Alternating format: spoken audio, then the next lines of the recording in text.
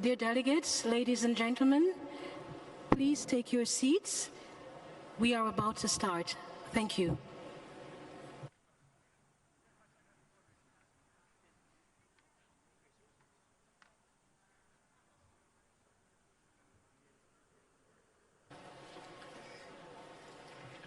Excellencies, distinguished delegates, I declare open the 11th meeting of the COP. Colleagues, this is the final stretch. We have all been working very hard over the past 2 weeks, and I know that none of us want to leave Baku without a good outcome on our key deliverable. The eyes of the world are rather focused on us. However, time is not on our side, and I ask you to now step up your engagement with one another, adopt those draft decisions and conclusions that are ready for adoption. I will also report back on the outcomes of the consultations undertaken by the Presidency. The order in which the agenda items will be taken up is posted on the screen. I invite the COP to consider agenda sub-item 2H, adoption of the report of credentials. In accordance with Rule 20 of the draft rules of procedure being applied, the Bureau has examined the credentials and submitted its report. The report on credentials is contained in document CP/2024/10, CMP/2024/6, CMA/2024/16. I invite the COP to accept the credentials of parties contained in document CP/2024/10, CMP/2024/6, CMA/4/16. If no objections, this is decided. I invite the COP to consider sub-item 2B, adoption of the rules of procedure. At the resumed first meeting of the COP on Monday, 11 November, I propose that Elchin Allahverdiyev, a senior member of my delegation, hold consultations on this matter.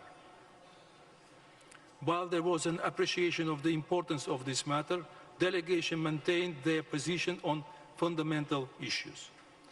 I regret to inform there was no consensus on this matter. I propose that the COP continue to apply the draft rules of procedure contained in document CP/1996/2, with the exception of draft Rule 42. This matter will be included on the provisional agenda of the next session in accordance with the Rule 16 of the draft rules of procedures being applied.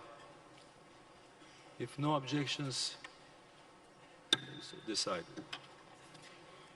Thank you. I invite the COP to consider agenda sub-item 2G, dates and venues of future sessions. At the resumed first meeting of the COP on Monday, 11th of November, I propose that Yalchin Rafiyev, a senior member of my delegation, hold consultations on this matter. I invite the COP to adopt draft decision contained in document CP/2024/L.9. If no objections, so decided. Thank you. I have the honor to give the floor to Her Excellency Marina Silva, Minister of Environment and Climate Change of Brazil, to address the plenary on behalf of the government of Brazil, host of COP30. Your Excellency, you have the floor. Excelentíssimas senhoras, Your Excellencies, ladies and gentlemen, I thank wholeheartedly Azerbaijan and especially the President of COP29, the Presidency of COP29, for the warm welcome and strong dedication to guide us up to here. It is with a great sense of responsibility and mindful of the great challenge, collective challenge that we are receiving from Azerbaijan, the designated presidency of the Conference of the Parties. We know how we came to this point, and we know the many challenges we have ahead of us for each and every one of us. What we need to achieve at COP30 in Brazil, which will take place at the heart of the Amazon region, it will be the result of that, which for over 3 decades we were capable of weaving with our ethical commitment and political commitments, and with that, which is most important, that which is in front, which is the most important thing for each and every one of us, which is the chain of life on Earth, the balance of life on Earth. These weaving of lines, they come from the Paris Agreement, from the consensus of the UAE, and also of what we have been capable of producing here in Baku. If we are capable of producing a path, or at least a new way of walking, as say an Amazon poet, Thiago de Mello. Dubai was a COP of the alignment of the efforts that we need to undertake to prevent an overshooting of 1.5 of global temperature. Here in Azerbaijan, our main task is to make sure that this alignment receive the adequate resources, the adequate financial resources and means of implementation to fulfill with the mission 1.5. Up to COP30, our central goal is that of having NDCs sufficiently ambitious to reach the mission 1.5. COP30 in Belém, it's really, it's a great challenge that we can only achieve with effort and collaboration of each and every one of us here represented.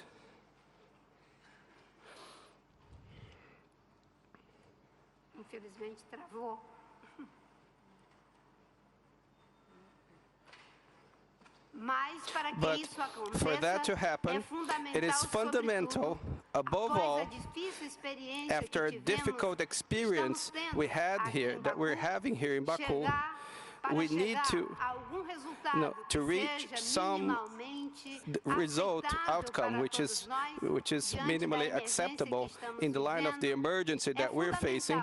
It is fundamental that before we reach COP30, that we can have an alignment, an internal alignment, and within our countries and with each and every one of us. The sense of urgency in face of the crisis that the world is facing, it's certainly the first alignment, the necessary and real willingness to cooperate one with the other, which we are more and more depend on. It's another alignment. The revitalization of what today is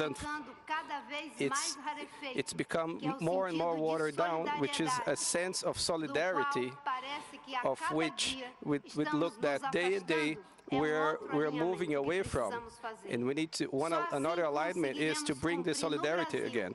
Only this will we be able to reach in Brazil the most important mission that humankind has attributed to us, and that it hopes that we have the capacity of fulfilling it. And with that, and conveying a strong message. We are receiving a strong message each day from all of our citizens.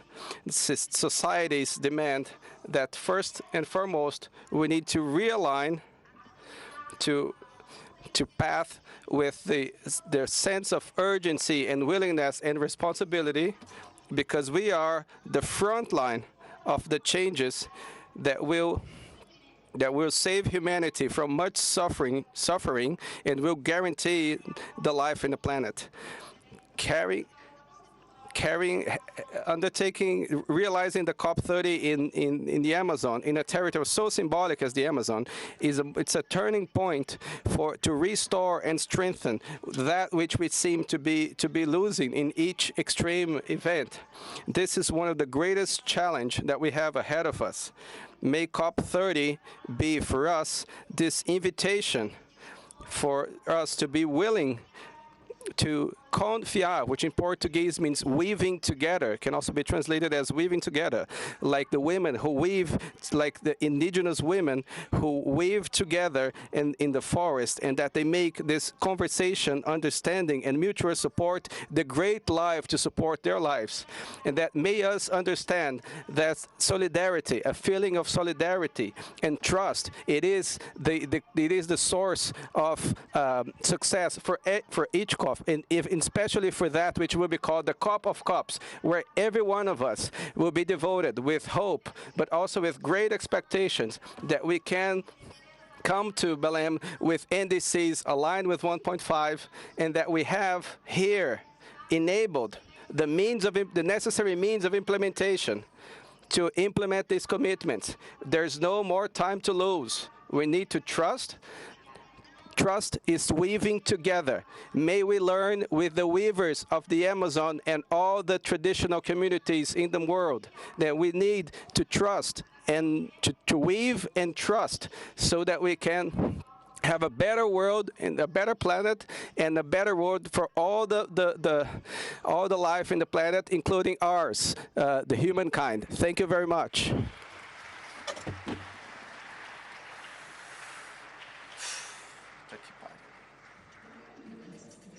Collective action. Acting together for the planet means joining forces to tackle the climate crisis. Only through cooperation among all nations can we address global challenges. By embracing the principles of multilateralism, solidarity, and innovation. Brazil holds a historic commitment to acting for our planet. We hosted Rio 92 and Rio +20, and we actively participate in international negotiations for climate solutions, seeking consensus and promoting enduring partnerships. The Global South is part of the solution. In Brazil, over 90% of our electricity comes from renewable sources, such as hydropower, solar, wind, and biomass. For 50 years, we have relied on ethanol, our biofuel. Brazil is committed to combating climate change. We have reduced deforestation in the Amazon by 50%. Our goal is to end deforestation by 2030, and we are moving every day toward an economy less dependent on fossil fuels. A nation committed to energy transition, demonstrating that development and sustainability can go hand in hand. Climate change is already a reality. There is no time left to waste. The time to act is now. Together, we must reduce vulnerabilities and build our resilience. We share a life on planet Earth, and we are interdependent in facing climate change. And Brazil knows this. We are a diverse nation. Along with riverside communities, Quilambala, and indigenous peoples, we have large cities and the largest financial center in Latin America. In 2025, the Brazilian Amazon will be at the heart of global negotiations, continuing decades of work. Ready to host COP30, Belém, the capital of Para, exemplifies the union of innovation, diversity, and hospitality. This COP will place people at its center, a gathering of diverse realities to face our shared challenge. The climate crisis demands immediate action. Belém, the Amazon, and Brazil are ready to welcome you. Welcome to COP30.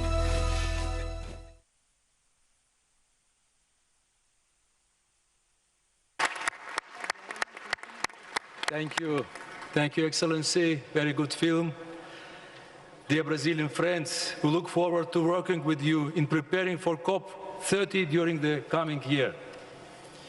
Dear delegates, I invite the COP to adopt the resolution entitled Expression of Gratitude to the Government of Azerbaijan and the people of the city of Baku, contained in document CP 2024/L.8 CMP/2024/L.4 CMA/2024/L.14.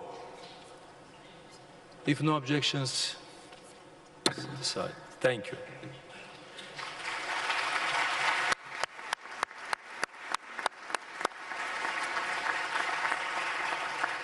As usual, the adoption of the resolution will be reflected under the item 20 of the COP report.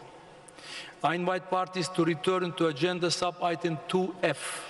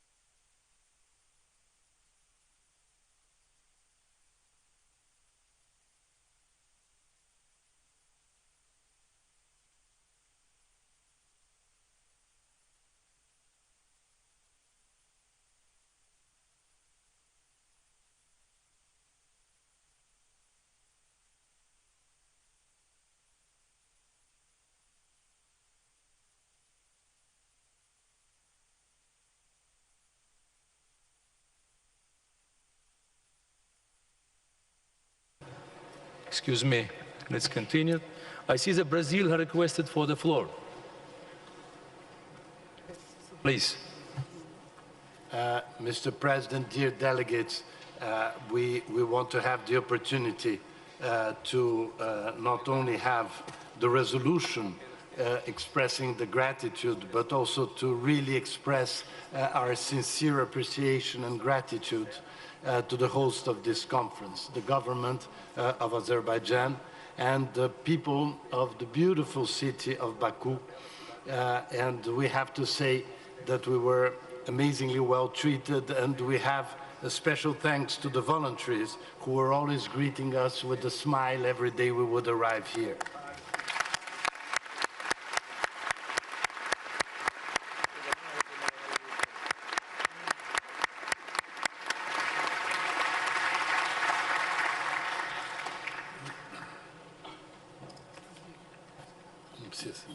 Thank you so much.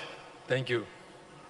I invite parties to return to agenda sub-item 2F, organization of work, including for the session of the subsidiary bodies, regarding the following two matters forwarded by the subsidiary bodies. National adaptation plans. At the resumed fifth meeting of the COP on Monday, 18th of November, I invited Antwi Boasiako Amoa and Meredith Ryder-Root to continue to co-facilitate consultations for this matter. I invite the COP to adopt the following conclusion.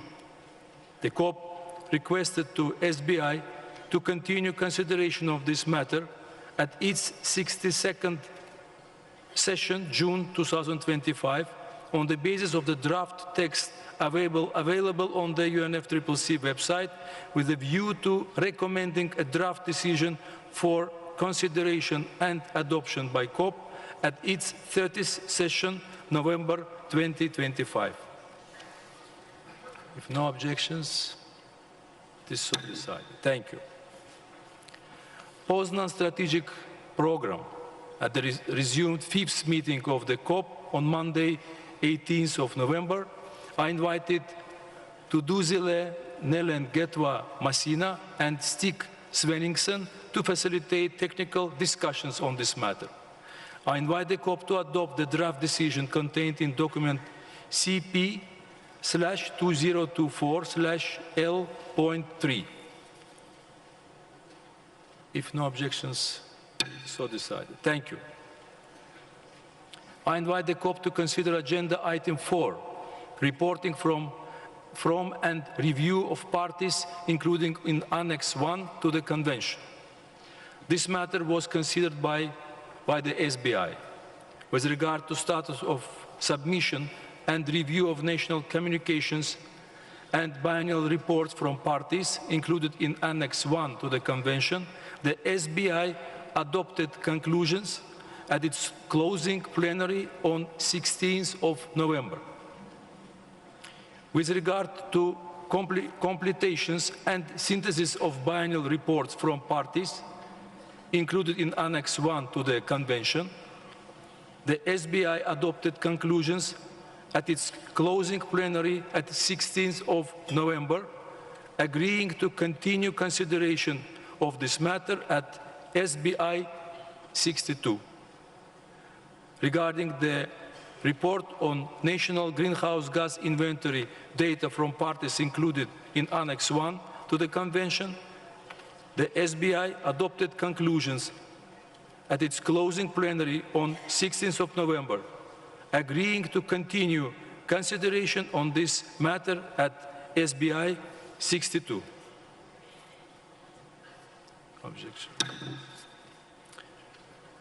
I invite the COP to consider agenda item 5, reporting from parties not included in Annex 1 to the Convention. This matter was considered by the SBI with regard to information contained in national communications from parties not included in Annex 1 to the Convention. The SBI adopted conclusions at its closing plenary on 16th of November, agreeing to continue consideration of this matter at SBI 62. With regard to provision of financial and technical support for reporting from non-Annex 1 parties, parties could not conclude consideration of this matter at this session. This matter will be included on the provisional agenda of the next session in accordance with the Rule 16 of the draft rules of procedures being applied. With regard to the summary reports on the technical analysis of biennial update report of parties not included in Annex 1 to the Convention, the SBI adopted conclusions at its closing plenary on 16th of November. With regards to CGE, the SBI adopted conclusions at its closing plenary on 16th of November. If no objections. Thank you.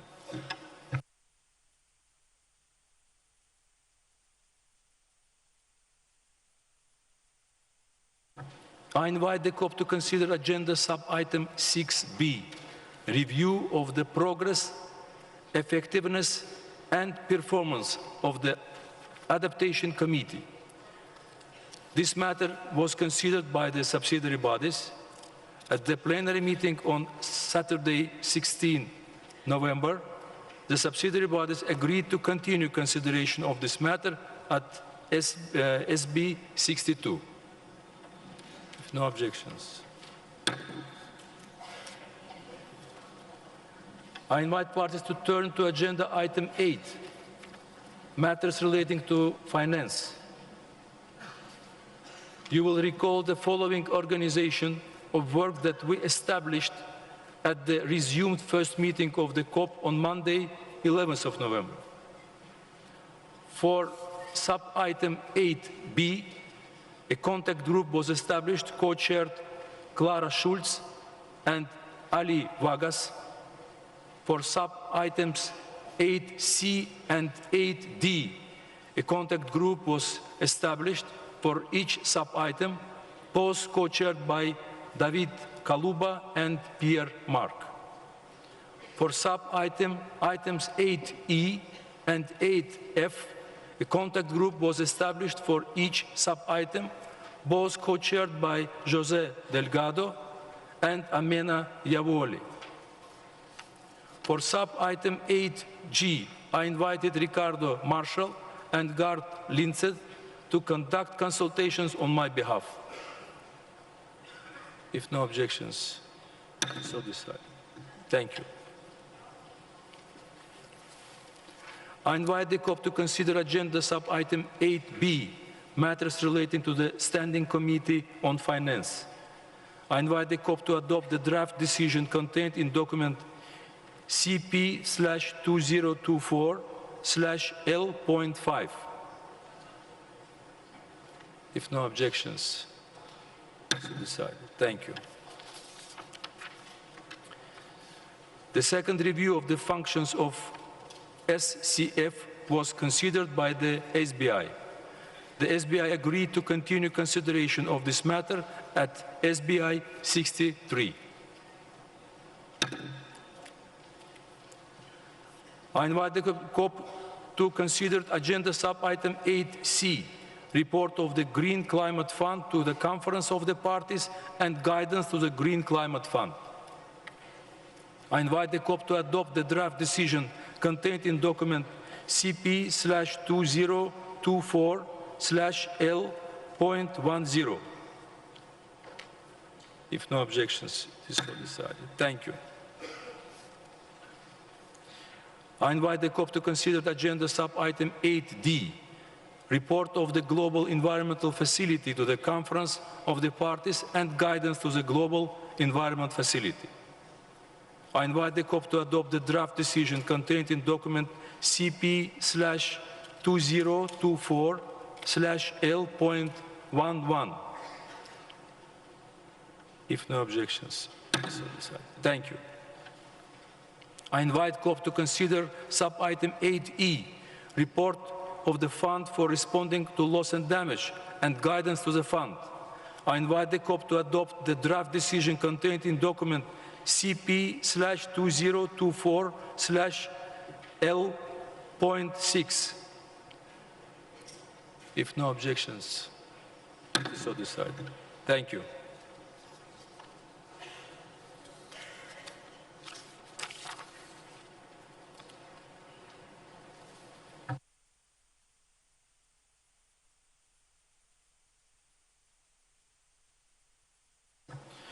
I invite the COP to consider sub-item 8F, arrangements between the Conference of the Parties, the Conference of the Parties serving as the meeting of the parties to the Paris Agreement, and the Board of the Fund for Responding to Loss and Damage. I invite the COP to adopt the draft decision contained in document CP/2024/L.2. No objections, so decided. Thank you. Maldives. Maldives, you have the floor.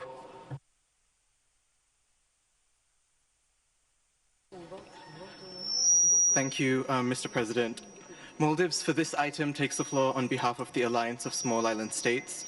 AOSIS would like to clarify our understanding in adopting this decision that the Fund for Responding to Loss and Damage, as an operating entity of the financial mechanism, would be subject to the periodic review of the financial mechanism, and we would like this note to be reflected in the reports of both the COP and the CMA. Thank you.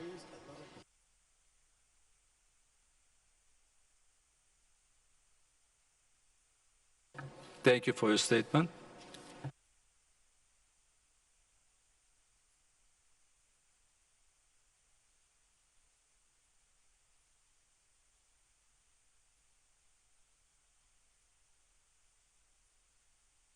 Thank you, Maldives.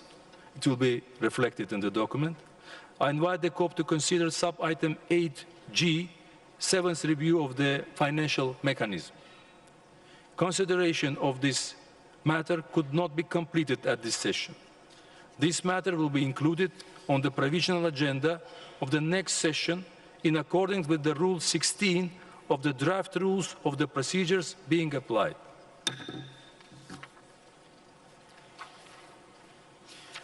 I invite the COP to consider agenda sub-item 9B, linkages between the technology mechanism and the financial mechanism. This matter was considered by SBI. The SBI agreed to continue consideration of this matter at SBI 62.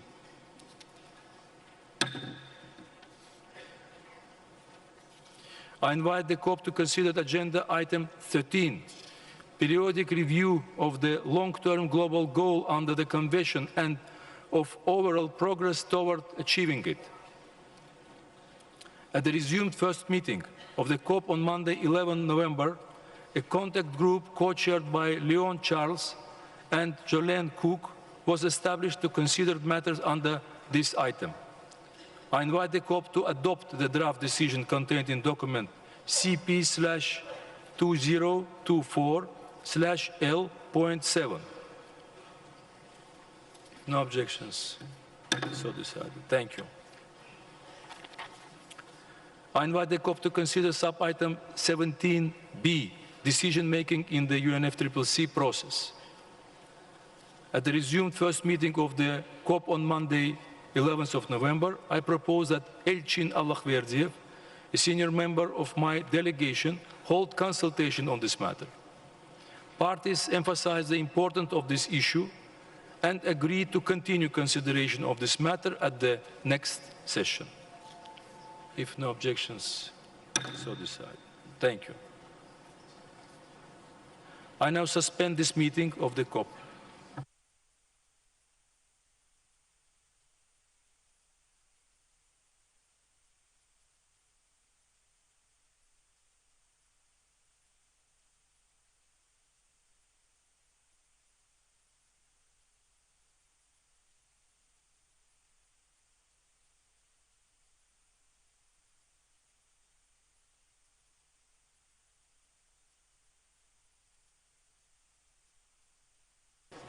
I declare open the 11th meeting of CMP. The order in which the agenda items will be taken up is posted on the screen. I invite the CMP to consider agenda item 2D, approval of the report on credentials. I invite the CMP to accept the credentials of parties contained in document CP/2024/10, CMP/2024/6, CMA/4/16. If no objections, so decided. Thank you. I now invite the CMP to consider agenda item 4, reporting from and review the parties, including in Annex 1, sub-item A, national communications. This matter was considered by the SBI. At its plenary meeting on 16th of November, the SBI considered the note by the Secretariat on the status of the submission and review of national communications and biennial reports and took note of the information therein.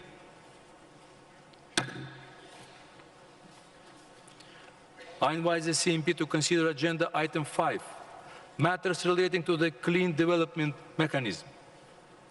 At the first meeting of the CMP on Monday, 11th of November, a contact group co-chaired by Karolina Antonen and Alek Muvundika was established for consideration of matters under this item. I invite the CMP to adopt the draft decision on these matters contained in document CMP/2024/L.3. If no objections, so decided. Thank you. I invite the CMP to consider agenda item 6, matters relating to the adaptation fund. At this first meeting of the CMP on Monday, 11th of November, a contact group co-chaired by Ralph Bodel and Isato Kamara was established for consideration of matters under this item. I invite the CMP to adopt the draft decision contained in document CMP/2024/L.4. 11.1. If no objections, so decided. Thank you. I invite the CMP to take note of the resolution entitled Expression of Gratitude to the Government of Azerbaijan and the people of the city of Baku, contained in document CMP/2024/L.4, just adopted by the COP. As usual, the adoption of this resolution will be reflected under item 14 of the CMP report. I invite parties to turn to agenda item 10, report on the high-level ministerial roundtable on increased ambition of Kyoto Protocol commitments. At the first meeting, I propose that informal consultation will be conducted on my behalf by Elçin Allahverdi. Consideration of this matter could not be completed by CMP. The matter will therefore be included in the provisional agendas for SBI 62 in accordance with the Rule 16 of the draft rules of procedures being applied. I now suspend this meeting of CMP.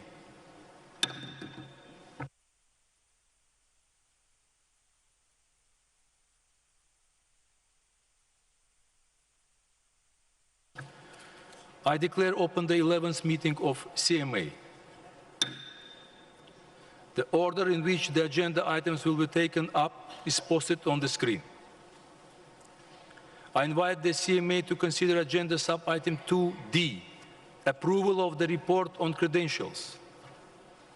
I invite the CMA to accept the credentials of parties contained in document CP/2024/10, CMP/2024/6, CMA/4/16. If no objections, this is so decided. Thank you. I invite the CMA to consider agenda sub-item 4A, procedural and logistical elements of the overall global stocktake process. This matter was considered by the subsidiary bodies. At the plenary meeting on 16th of November, the subsidiary bodies agreed to forward this matter to the CMA for further consideration. At the resumed fifth meeting of the CMA on 18th of November, I invited Thureya Al-Ali and Patrick Spicer to facilitate discussions on the refinement of the procedure and logistical elements of the GST process. I invite the CMA to adopt the following draft conclusions. The CMA requested the SBI to continue consideration of this matter at their 62nd sessions, June 2025, on the basis of the informal note, which includes a compilation annex available on the UNFCCC website, with a view to recommending a draft decision for consideration and adoption by the Conference of the Parties, serving as the meeting of the parties to the Paris Agreement at its 7th session, November 2025. The CMA noted that this informal note was prepared by the co-facilitators as an effort to capture the progress and views of parties that took place at this session, has not been agreed upon, does not reflect consensus, is not exhaustive, and has no formal status, and does not prejudge further work or prevent parties from expressing any further views. If no objections, so decided. Thank you. I invite the CMA to consider agenda sub-item 4B, report on the annual global stocktake dialogue referred to in paragraph 187 of decision 1/CMA.5. At the first meeting of the CMA on Monday, 11th of November, informal consultation co-facilitated by Noura Alisa and Karle Kupainen was established to consider matters under this sub-item. While there was general acknowledgement of the dialogue and its summary report, a consideration of this matter could not be completed at this session.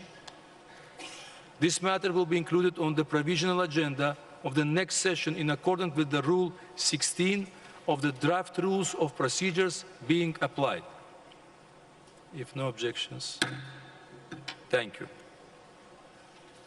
I invite the CMA to consider agenda item 7, further guidance on futures of nationally determined contributions referred to in paragraph 2.6 of decision 1/CP.21. At the first meeting of CMA on Monday, 11th of November, an informal consultation co-facilitated by Federica Fricano and Xin Liang Qin was established for consideration of matters under this item. I invite the CMA to adopt the following draft conclusions. The CMA continued to consider this matter at this session and noted that parties expressed view thereon, including those reflected in the non-exhaustive compilation of in-session submissions available on the UNFCCC website. The CMA agreed to continue consideration of this matter at the 8th session to be held in November 2026. If no objections, so decided. Thank you. I invite the CMA to consider agenda item 8, reporting and review pursuant to Article 13 of the Paris Agreement. Provision of financial and technical support to developing country parties for reporting and capacity building.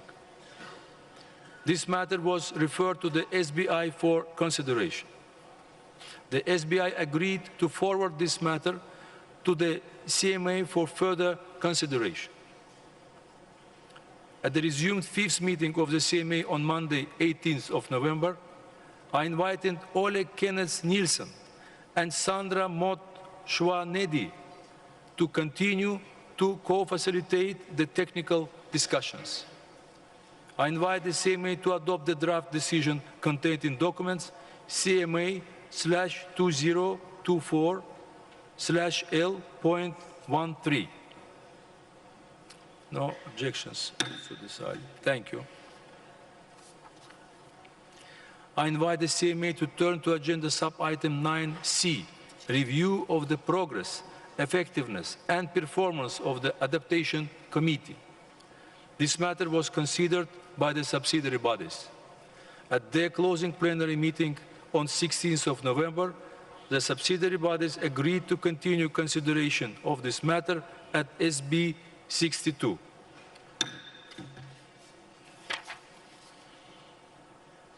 I invite the CMA to consider agenda item 10, Warsaw International Mechanism for Loss and Damage associated with climate change impacts and joint annual report of its executive committee and the Santiago Network for Averting, Minimizing and Addressing Loss and Damage associated with the adverse effects of climate change.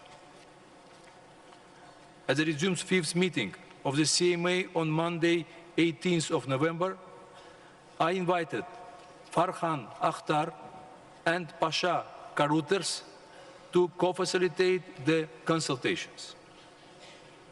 I invite the CMA to adopt the draft decision contained in document CMA/2024/L.9. If no objections, so decided. Thank you. I invite the CMA to return to agenda item 11, matters relating to finance. You will recall the following organization of work we established at our first meeting on 11th of November. First, sub-item 11B, a contact group was established co-chaired by Clara Schulz and Ali Wagas. For sub-items 11C and 11D, a contact group was established for each sub-item both co-chaired by David Kaluba and Pierre Marc. For sub-items 11E and 11F, a contact group was established for each sub-item, both co-chaired by José Delgado and Amena Yavoli. For sub-item 11G, a contact group was co-chaired by Ralph Bodel and Isatu Kamara. For sub-item 11H, a contact group was co-chaired by Ben Abraham and Elena Pereira. For sub-item 11I, a contact group was co-chaired by James Fugel and Maria Luvalti Tuseco. I invite the CMA to consider sub-agenda 11B, matters relating to the Standing Committee on Finance. I invite the CMA to adopt the draft decision contained in document CMA/2024/L.11. If no objections, so decided. Thank you. As mentioned earlier, regarding the matter of the second review of the functions of the SCF, the SBI agreed to continue consideration of this matter at SBI 63. I invite CMA to consider sub-agenda 11C, guidance to the Green Climate Fund. I invite the CMA to consider the draft decision contained in document CMA/2024/L.17. There's no objections. It's decided. Thank you. I invite the CMA to consider sub-item 11D, guidance to the Global Environmental Facility. I invite the CMA to adopt the decision contained in document CMA/2024/L.18. If no objections, thank you. I invite the CMA to consider sub-item 11E, report of the Fund for responding to loss and damage and guidance to the Fund. I invite the CMA to adopt the decision contained in document CMA/2024/L.12. If no objections, this will be decided. Thank you. I invite the CMA to consider sub-item 11F, arrangements between the Conference of the Parties, the Conference of the Parties serving at the meeting of the parties to the Paris Agreement, and the Board of the Fund for responding to loss and damage. I invite the CMA to adopt the decision contained in document CMA/2024/L.3. If no objections, so decided. Thank you. I invite the CMA to consider sub-item 11G, matters relating to the Adaptation Fund. I invite the CMA to adopt the decision contained in document CMA/2024/L.10. If no objections, so decided. Thank you. I invite the CMA to consider sub-item 11H, Sharm el-Sheikh dialogue on the scope of Article 2, Paragraph 1C of the Paris Agreement and its complementarity with Article 9 of the Paris Agreement. I invite the CMA to adopt the decision contained in document CMA/2024/L.5. No objections, so decided. Thank you. I invite the CMA to consider sub-item 11I, report of developed country parties on doubling the collective provision of climate finance for adaptation to developing country parties from 2019 levels by 2025. I invite the CMA to adopt the decision contained in document CMA/2024/L.4. If no objections, so decided. Thank you. I invite the CMA to consider agenda sub-item 12B, Technology Implementation Program. At the first meeting of CMA on Monday, 11th of November, a contact group co-chaired by Diane Black-Lane and Elfried Moore was established to further consider the issue under sub-item once the SBI concludes its consideration of this matter. I invite the CMA to adopt draft decision contained in document CMA/2024/L.8. No objections. So decided. Thank you. I invite the CMA to consider agenda item 14, report of the Forum on the Impact of the Implementation of Response Measures. This matter was considered by the subsidiary bodies. At the plenary meeting on 16th of November, the subsidiary bodies agreed to forward this matter to the CMA for further guidance. At the resumed fifth meeting of the CMA, I invited Matthias Frumeria and Andrew Marcu to facilitate consultations on this matter. I invite the CMA to adopt the draft decision contained in document FCCP/CP/2024/L.13 FCCP/KP/CMP/2024/L.5.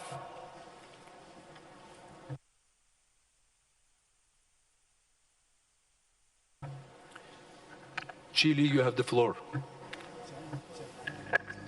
Thank you very much for the floor, Mr. President. It was on the previous agenda items of technology. Our delegation will speak on all of them. We just wanted to wait until the last of them was adopted. Mr. President, Chile welcomes the progress made in launching the process for elaborating the Technology Implementation Program, a key outcome of the GST at this session. That program has the purpose of supporting the technology priorities of developing country parties and also supporting the technology mechanism mission under the Paris Agreement. We also welcome that we initiated the review of the functions of the Climate Technology Center and Network.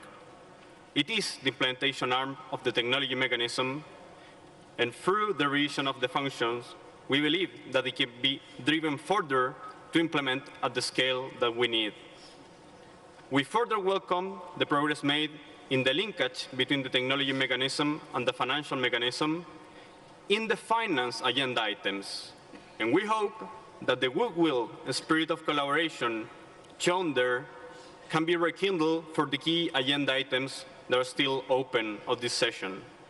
Finally, Chile joined all parties in welcoming with appreciation the efforts of the technology mechanism in performing its work that has informed discussion across agenda items, such as being noted with appreciation on the systematic observation negotiations, and also being presented at Earth Information Day.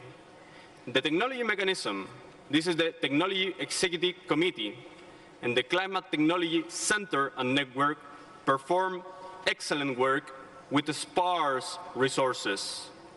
The Climate Technology Center and Network, and also the Santiago Network for averting, minimizing, and addressing loss and damage should be not left behind in our financial mobilization efforts. Thank you, Mr. President.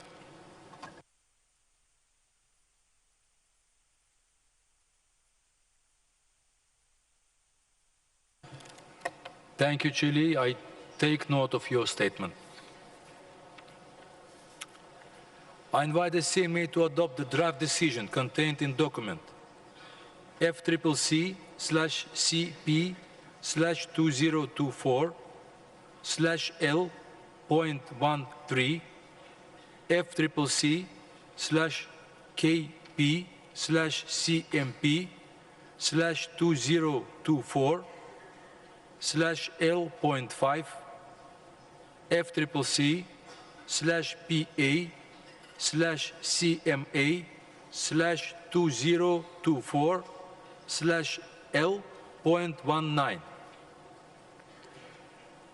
If no objections, so decided. Thank you. I invite the CMA to consider agenda item 16, matters relating to the committee to facilitate implementation and promote compliance referred to in Article 15, paragraph 2 of the Paris Agreement.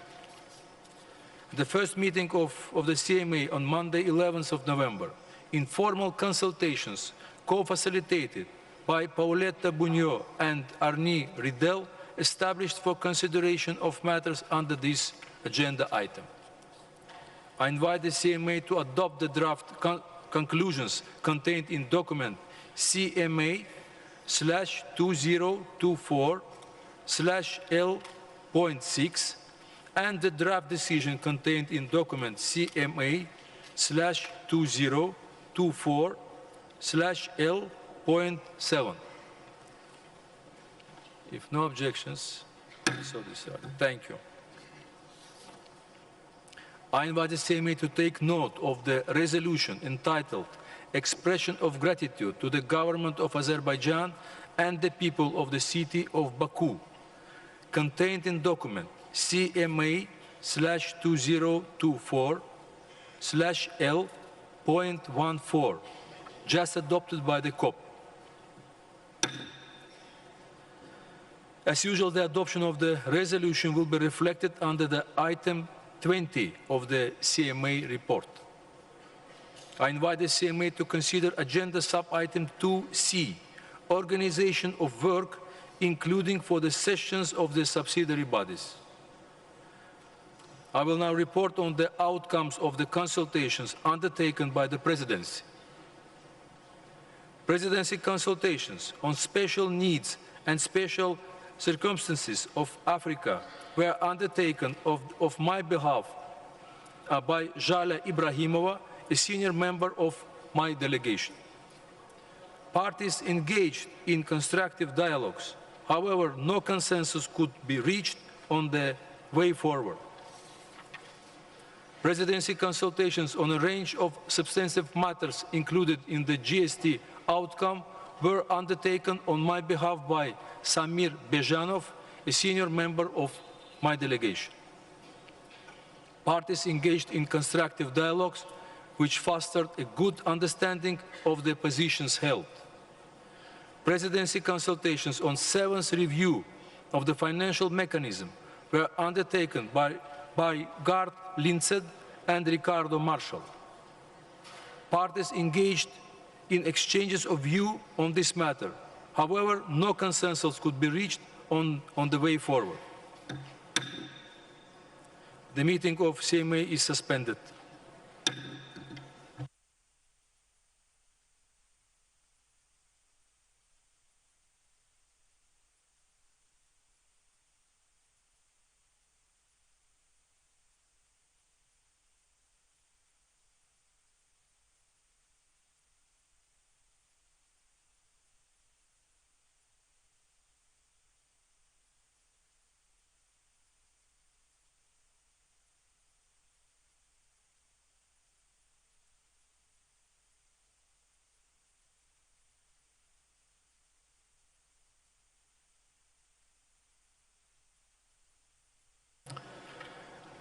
I now resume the 11th meeting of the COP.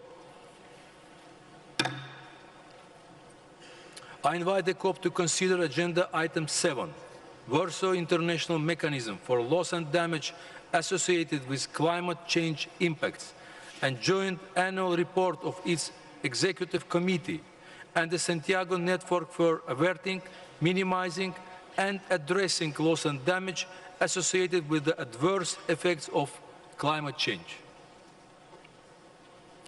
Consultations of the COP's authority and guidance to the WIM were conducted by Elvin Ashrafzadeh, a senior member of my delegation.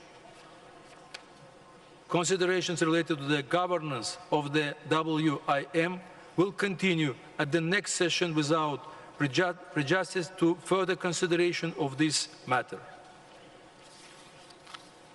I invite the COP to adopt the draft decision entitled Warsaw International Mechanism for Loss and Damage associated with climate change impacts and joint annual report of its Executive Committee and Santiago Network for averting, minimizing and addressing loss and damage associated with the adverse effects of climate change contained in document CP/2024/L.4.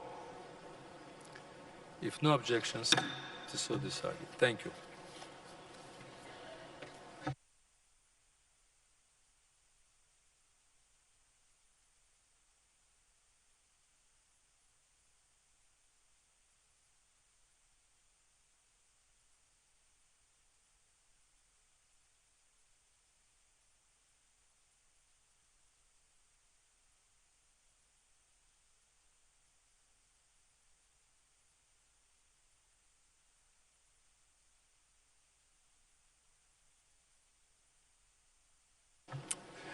I invite parties to return to agenda sub-item 2F, organization of work, including for the sessions of the subsidiary bodies. I will now report back on the outcomes of the consultations undertaken by the Presidency. Consultations on the facilitating dialogues on mountains and climate change were undertaken by Jale Ibrahimova, a senior member of my delegation. Parties engaged in constructive discussions. However, no consensus among parties on the way forward under the COP could be reached.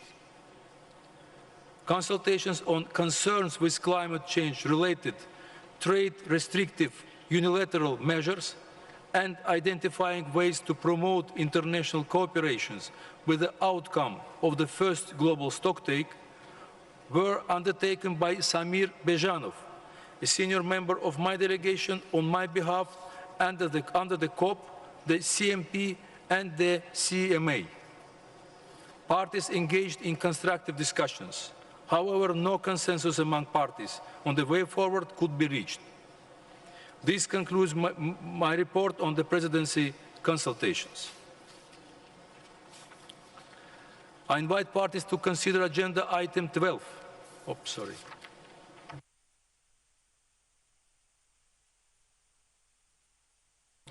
I invite parties to consider agenda item 12, report to the Forum on the impact of the implementation of response measures. I invite the COP to adopt the draft decision contained in document CP/2024/L.13, CMP/2024/L.5, CMA/2024/L.19. If no objections, so decided. Thank you, colleagues. I declare this meeting of the COP suspended.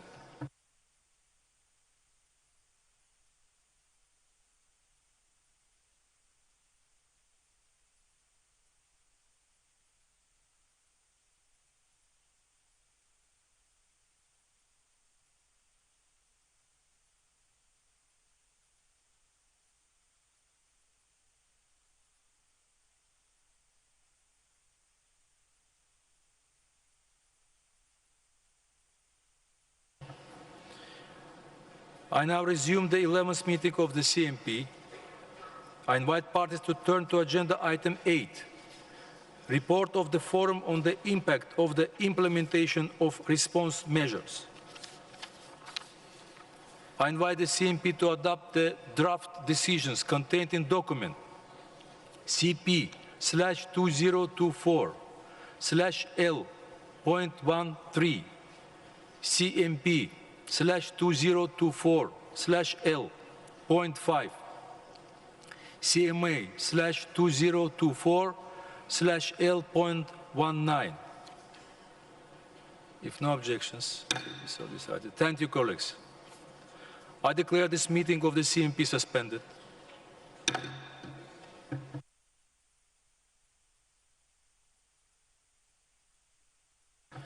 I now resume the 11th meeting of CMA. I invite the CMA to consider agenda sub-item 15B, rules, modalities, and procedures for the mechanism established by Article 6, paragraph 4 of the Paris Agreement, and referred to in decision 3/CMA.3. This matter was considered by SAPSTA. At its plenary meeting on 16th of November, the SAPSTA forwarded this matter to the CMA. At the resumed fifth meeting of the CMA on Monday, 18th November, I invited Kate Hancock and Sonam Tashi to continue to facilitate these discussions. I invite the CMA to adopt the draft decision contained in document CMA/2024/L.16. If no objections, thank you.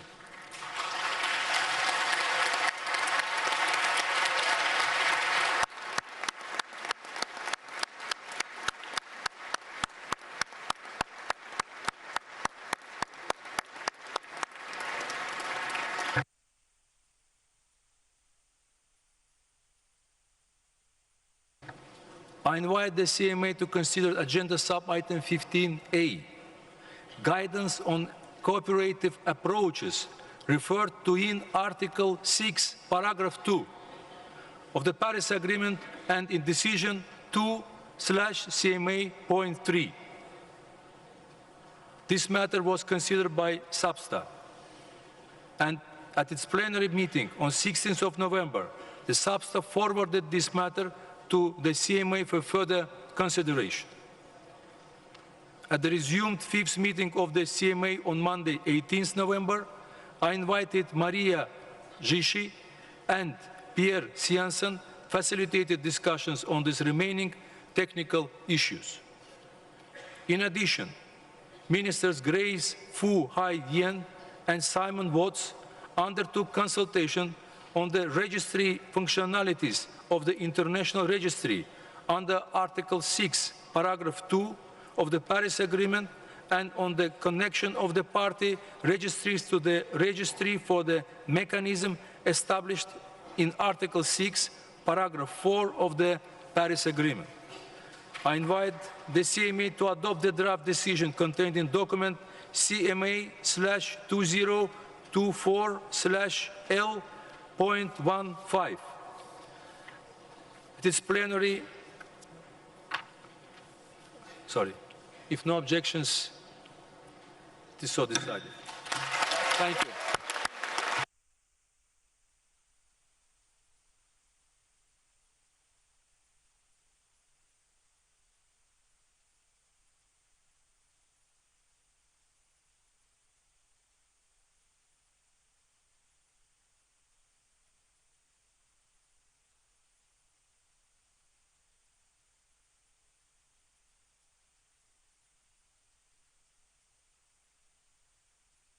I suspend this meeting of the CMA.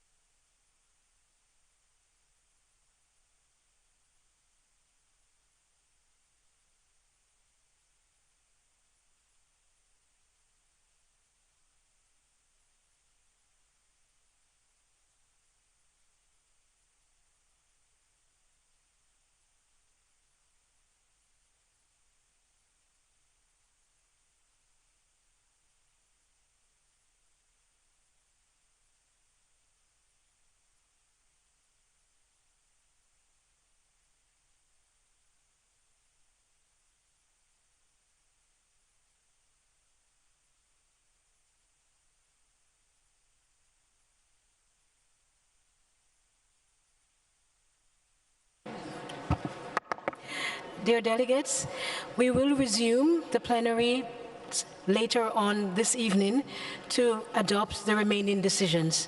Thank you very much.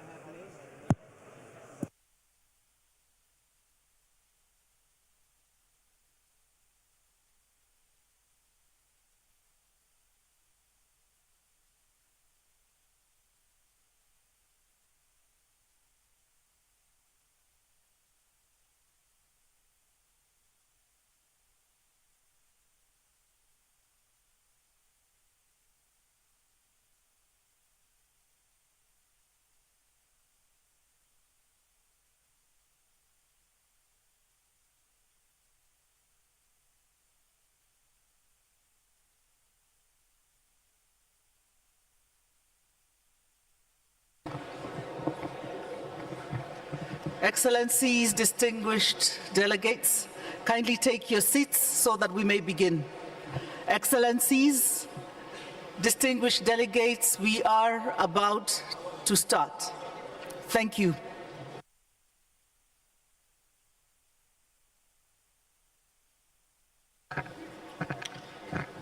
Excellencies, distinguished delegates, I resume the 11th meeting of the COP.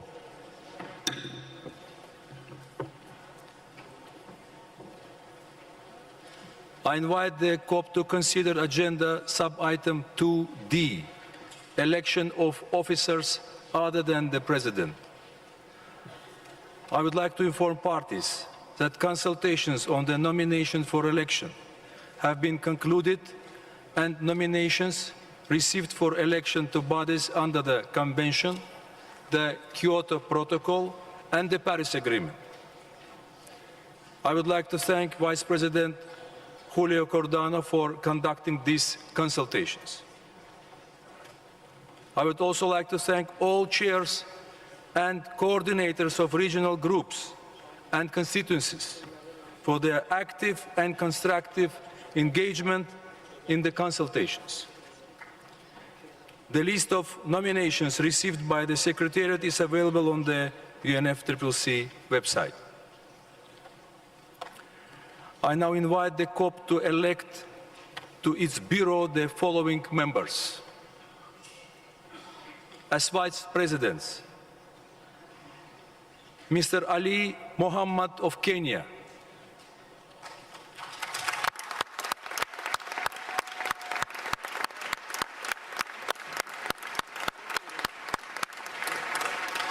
thank you.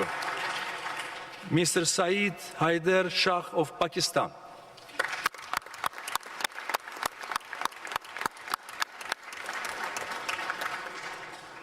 Mr. Albara Tafiq of Saudi Arabia,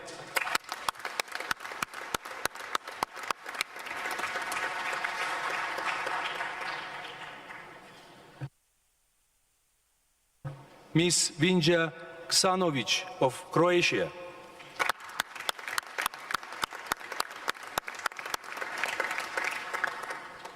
Mr. Juan Carlos Monterrey of Panama,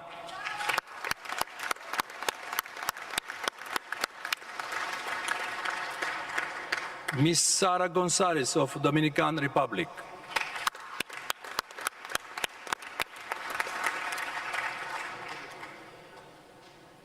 Mr. Bayera Eritai of Kiribati,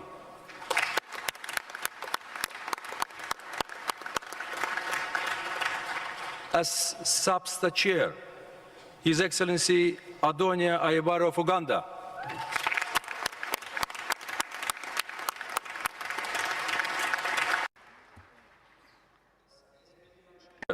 Ms. Julia Gardiner of Australia,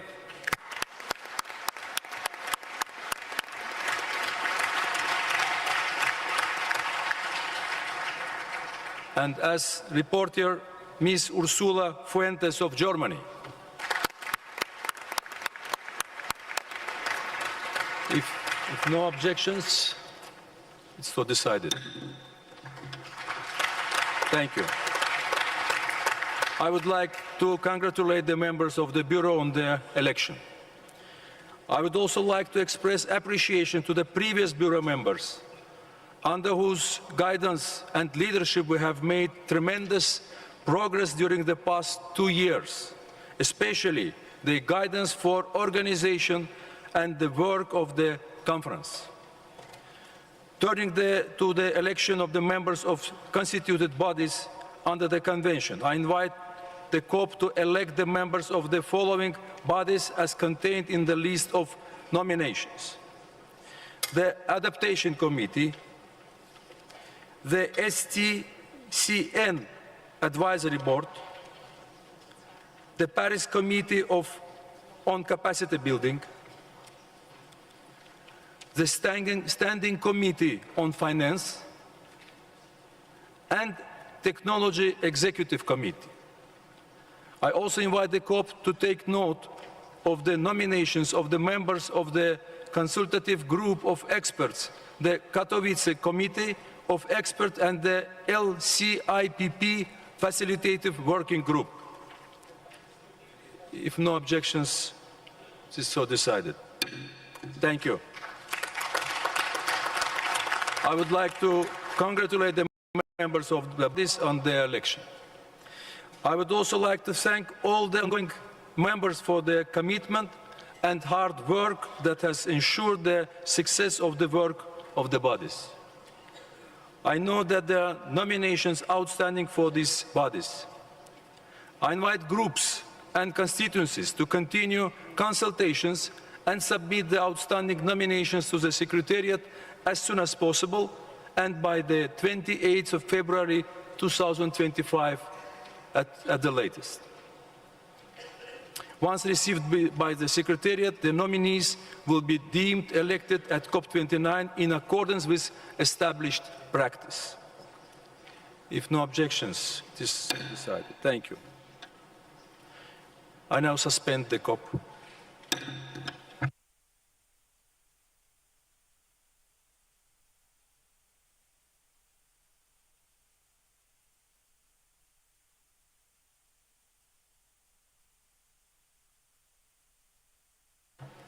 I now resume the 11th meeting of CMP.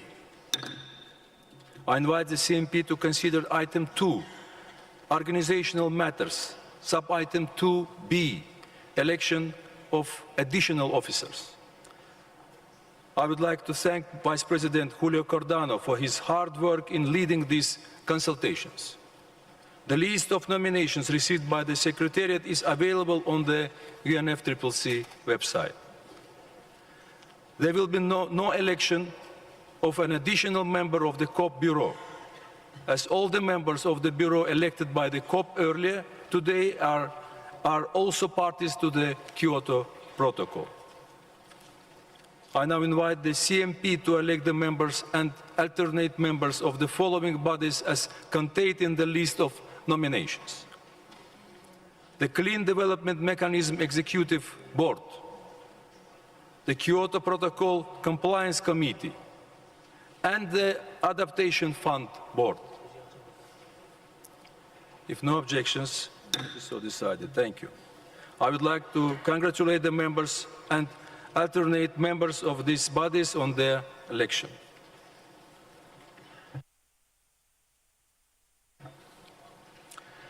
I would also like to thank all the ongoing members and alternate members for their commitment and hard work that ensured the success of the work of these bodies. I know that there are nominations outstanding. I invite groups and constituencies to continue consultations and submit the outstanding nominations to the Secretariat as soon as possible and in any case by 28th of February 2025 at the latest. Once received by the Secretariat, the nominees will be deemed elected at CMP 19 in accordance with established practice. If no objections, thank you. I now suspend the meeting of CMP.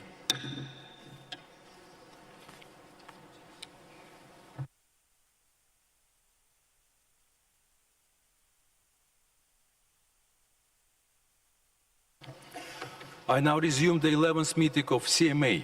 I invite the CMA to consider agenda sub-item 2B, election of additional officers. I would like to thank Vice President Julio Cordano for his hard work in leading these consultations. The list of nominations received by the Secretariat is available on UNFCCC website. There will be no election of an additional member of the COP Bureau, as all the members of the Bureau elected by the COP earlier today are also parties to the Paris Agreement. I now invite the CMA to elect the members and alternate members of the following bodies as contained in the list of nominations: the Executive Committee of the Warsaw International Mechanism on Loss and Damage, the Advisory Body of the Santiago Network, Article 6.4 Supervisory Body, and the Paris Agreement Implementation and Compliance Committee. If no objections, so decided. Thank you. I would like to congratulate the members and alternate members of these bodies on their election. I would also like to thank all the ongoing members and alternate members for their commitment and hard work that ensured the success of the work of these bodies. I know that there are nominations outstanding. I invite groups and constituencies to continue consultations and submit the outstanding nominations to the Secretariat as soon as possible and by the 28th of February 2025 at the latest. If no objections, it is decided. Thank you. I now suspend the meeting of the CMA.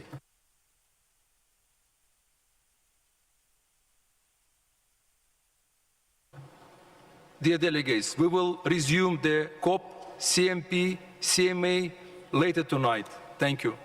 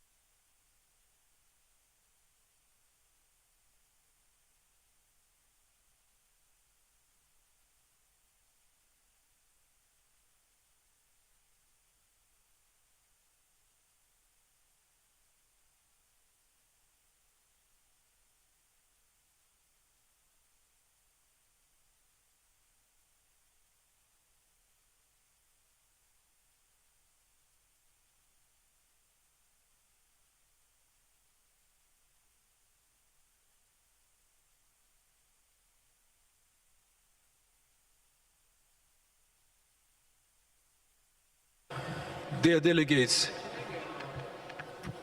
we need 20-25 minutes to finalize the documents and we will start the discussions.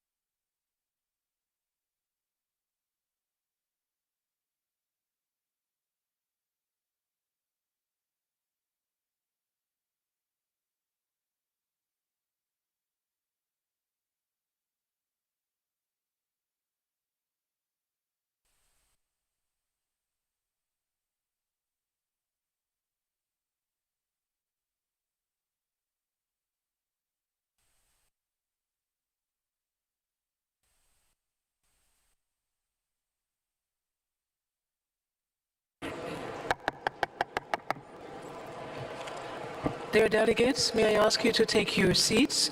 We are ready to resume the sessions. Thank you.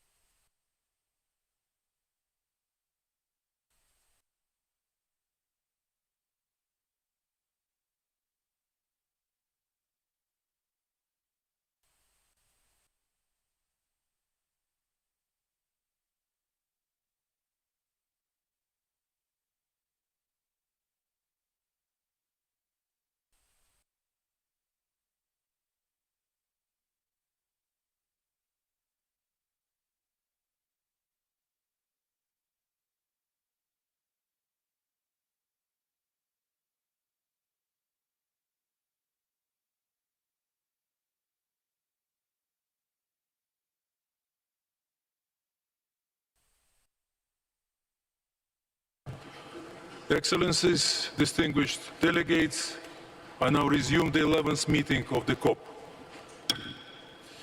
I invite parties to return to agenda sub-item 2F, organization of work, including for the sessions of the supervisory bodies.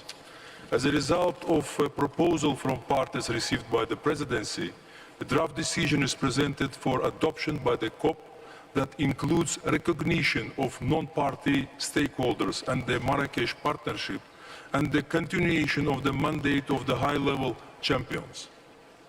I invite the COP to adopt draft decision entitled Climate High-Level Champions as contained CP/2024/L.15. Thank you. I invite parties to turn to agenda item 8, matters relating to finance, sub-item A, long-term finance. At the resumed first meeting of the COP on Monday, 11 November, a contact group co-chaired by Medellin Diouf and Ouefaya Salmi was established. I also appointed a senior member of my delegation to undertake presidency consultations on this item.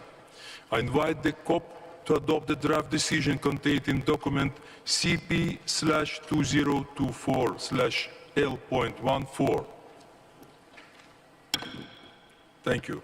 I invite the COP to consider agenda item 14, gender and climate change. This matter was considered by the SBI. At its plenary meeting on 16th of November, the SBI agreed to forward this matter to the COP for further consideration. At the resumed fifth meeting of the COP on Monday, 18th November, I invited Marc-André Lafrance and Roulette Thomas to facilitate discussions on this matter. I also appointed members of my delegations to undertake presidency consultations on some elements. I invite the COP to adopt the draft decision contained in document CP/2024/L.12 with following oral amendment. Paragraph 23 will be replaced by the following text. Encourages the Secretariat to consider making sure that all budget proposals have considered effects on gender equality in its own organizational structure and to appoint gender local points in relevant departments, provided this does not add to the overall cost but increases efficiency. No objection. Thank you.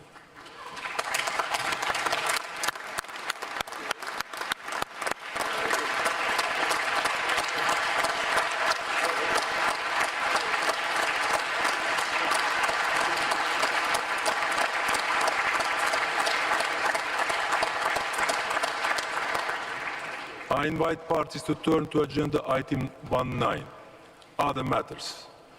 Would parties like to raise any other matters? Mexico, you have the floor.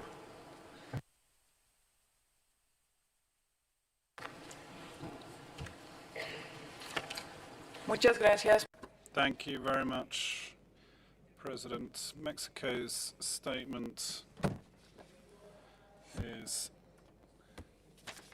thanks to a message on the previous item. We'd like to welcome the process for reviewing the Lima Work Programme, which has been improved particularly with the 10-year extension and the roadmap for the design of the Gender Action Plan for 5 years. Nonetheless, Mexico was hoping that the principle of no backsliding would be upheld in this. That was complied with, but there still needs to be effort made that we're all still pulling together to see made. We'd like to share that Mexico was hoping that there would be a strengthening of the human rights framework and commitments related to the going beyond the Paris Agreement so that we could uphold the right to a free, healthy and sustainable environment. We think it's very important to include specific language to recognize specific human rights, such as the right to food, the right to be free of violence, access to land, and access to resources, as well as women's rights and the rights of human rights defenders. Mexico will be working with country partners, parties to the convention, in order to be able to bolster those elements in the future, and we hope that we will be able to continue promoting the inclusion of women in climate action. Thank you.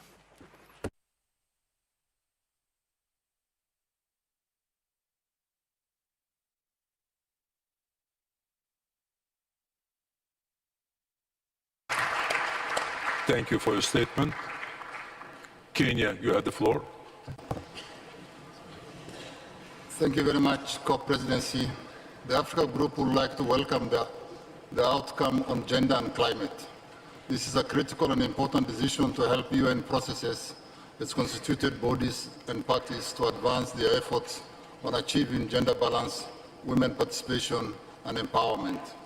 However, Presidency, we would like to raise concerns on how the process is moving towards introducing new and controversial terms that are not related to climate change, such as women in their diversities, intersectionality, and gender and data analysis. We also want to emphasize that this agenda item should remain under the Convention and ensure that there is provision of financing to support gender and climate change activities based on common but differentiated responsibilities, and ensure that developed countries provide financing and other means of implementation to developing countries to support the agenda and climate change initiatives. We also want to express our disappointment on the absence of dedicated financing to support the implementation of the Lima Work Programme on gender and its action plan, as countries continue to use minimal financing availed by their national governments, who already have constrained fiscal capacity to support gender initiatives. I thank you, Chair.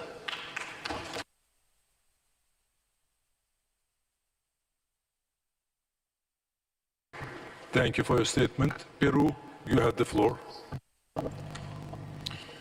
Thank you, Mr. Chair. I speak on behalf of ILAC. We welcome the adoption of the decision on gender and climate change, and we sincerely appreciate the flexibility shown by all parties in reaching this decision. The extension of Lima Work Programme is vital for ensuring that gender-responsive considerations and the empowerment of women and girls are systematically integrated into climate policies and actions.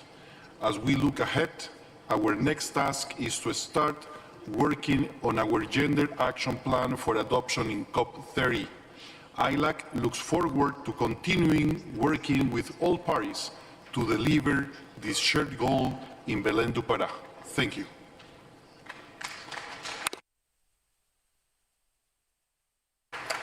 Thank you for your statement. Canada, you have the floor. Thank you, Chair. The Lima Work Programme on Gender is a critically important element of our work in the UNFCCC. The continuation of this work program remains a core priority for Canada. While we are relieved that the decision was adopted tonight, we are disappointed that the outcome does not bring us further than when it was first adopted 10 years ago. This work stream must speak to the realities, challenges, and opportunities of the future. And as our colleague from Peru has just said, we now need to work together to develop a gender action plan that reflects these challenges and opportunities. Hearing previous statements, I am again reminded just how much work we still must do to keep gender front and center on our collective agenda. Canada will continue to make gender a core priority of our work in the UNFCCC process, and at COP, we encourage all delegations to work with us to truly advance gender equality. Thank you, Chair.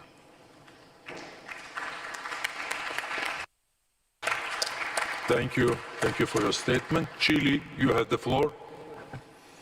Thank you very much, Mr. President. We simply wanted to add our voices to the previous interventions. I would like to associate with Peru on behalf of ILAC and also with the intervention from Mexico and others to underline and to highlight the importance of the decisions that we have taken today. We also express our appreciation for all the work that many delegations invested in this text. At the same time, we would have liked to have a more ambitious outcome, especially with regard to the activities around the gender decision and also in the provision of means of implementation, which we believe will be essential in order to achieve more ambition at the local level and the national level. We are convinced that the gender approach is absolutely central in any climate policy and any climate endeavor. And this is going to be especially important as we are developing our NDCs. We invite everyone to continue working, and as Peru was saying, to aim high and try to get as much as we can and make sure that the gender approach is fully applied in all our policies. Thank you.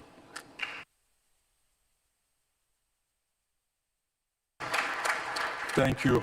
Thank you for your statement. I invite parties to turn to agenda item 19, other matters. Would parties like to raise any other matters? No request. I now suspend this meeting of the COP.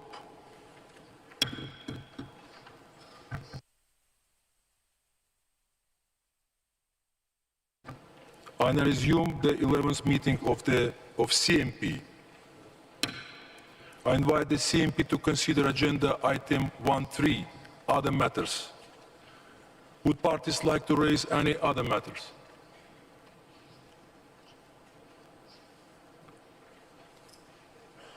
Thank you.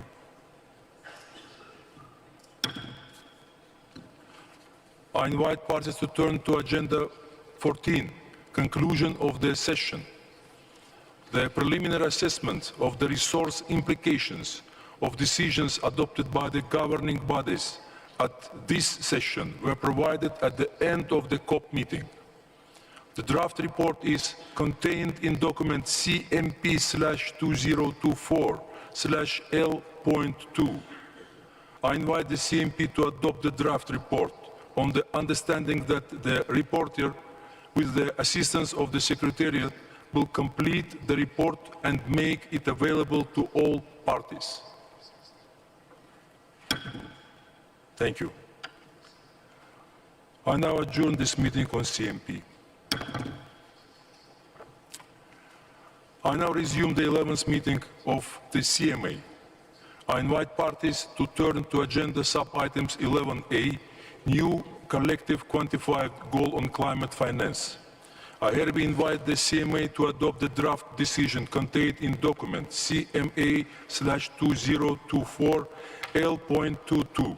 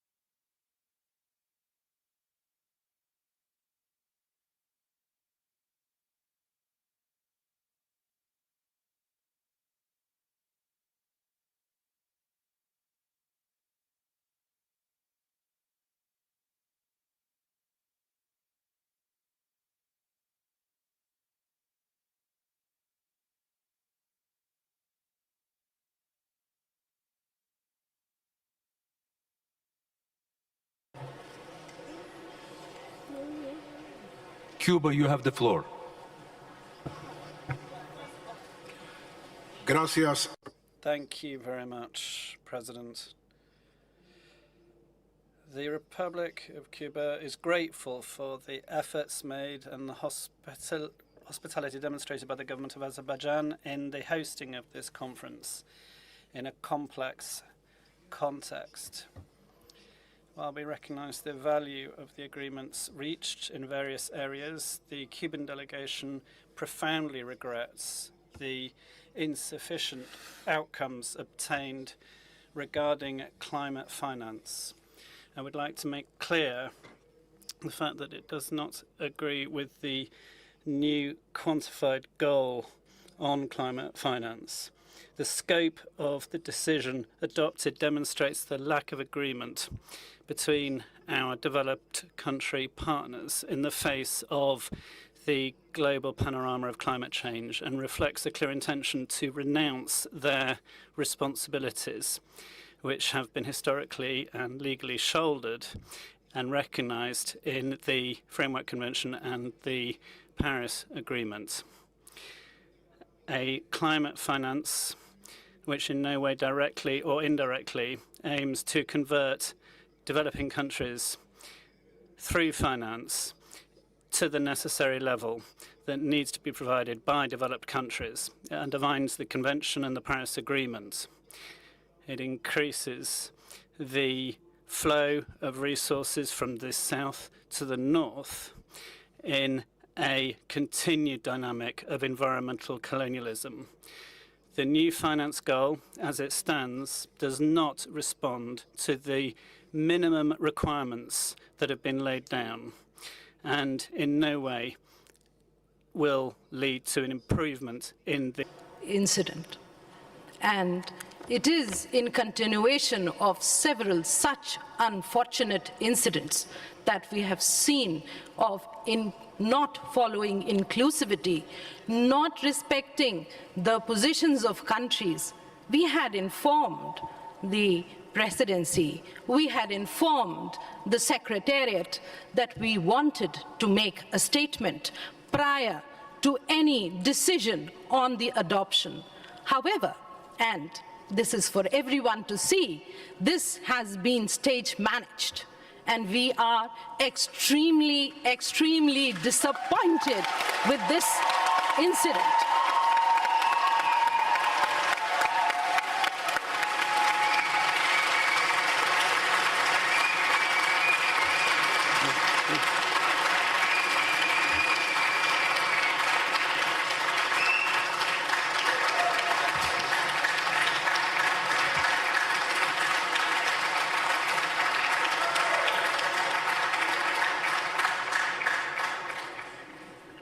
Your Excellency, trust is the basis for all action, and this incident is indicative of a lack of trust, a lack of collaboration on an issue which is a global challenge which is faced by all of us, and most of all by the developing countries that are not responsible for it. But we've seen what you have done.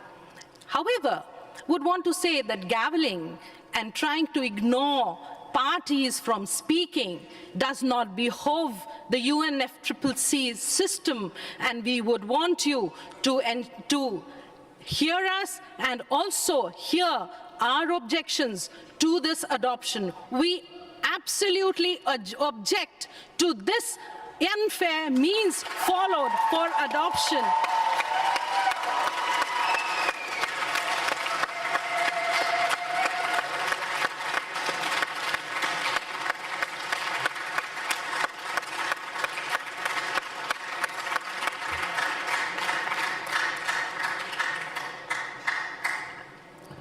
We are faced with one of the biggest challenges of all times, which will determine our existence. The only thing that enables us to move beyond and undertake action in line with addressing this challenge is collaboration and trust among us. It's a fact that both have not worked today, and we are extremely hurt by this this action of the presidency and the secretariat. The one thing, the trust that there will be action by those who can take action.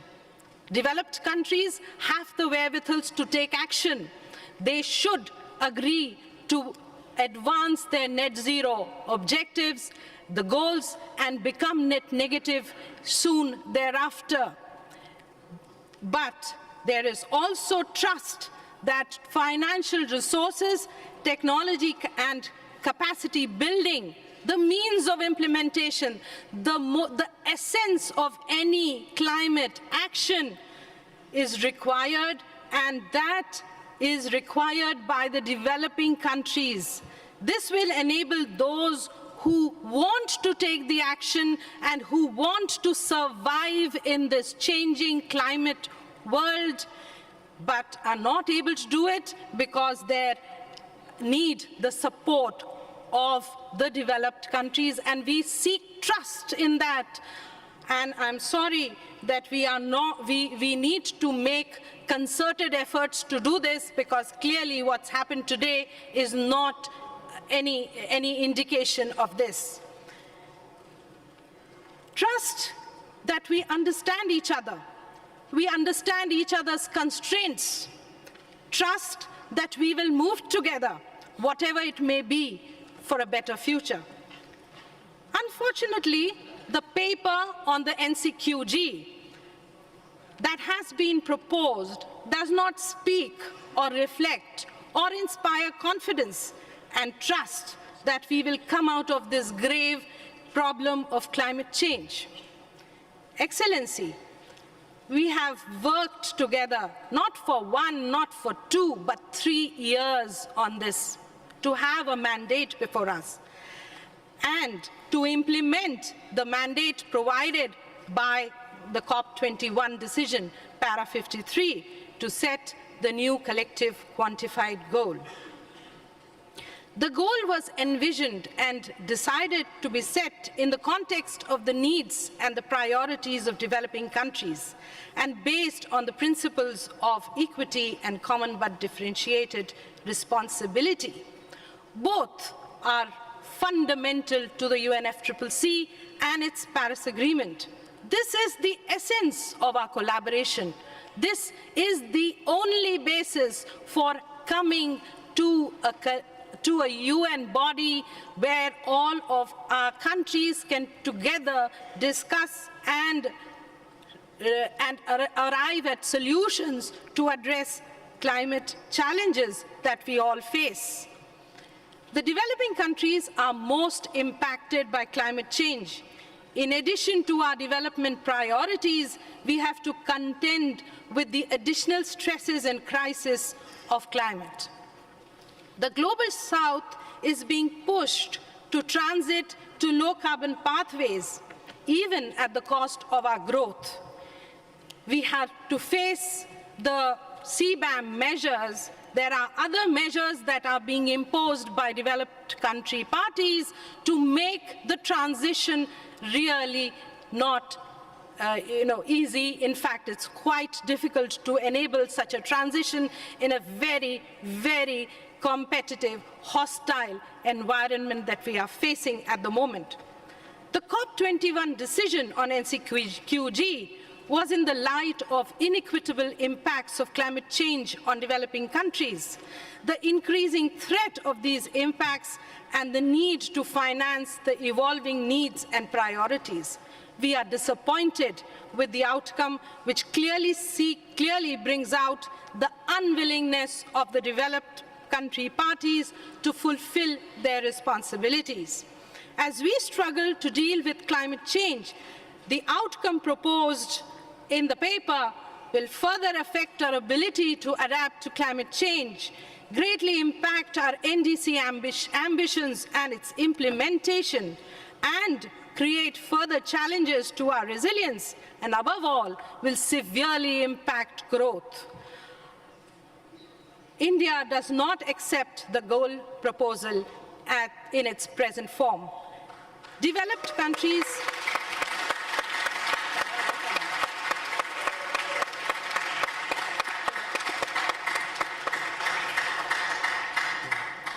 developed countries taking lead for a mobilization goal of a mere sum of $300 billion, and that too to be reached only by 2035. That's almost 11 years later.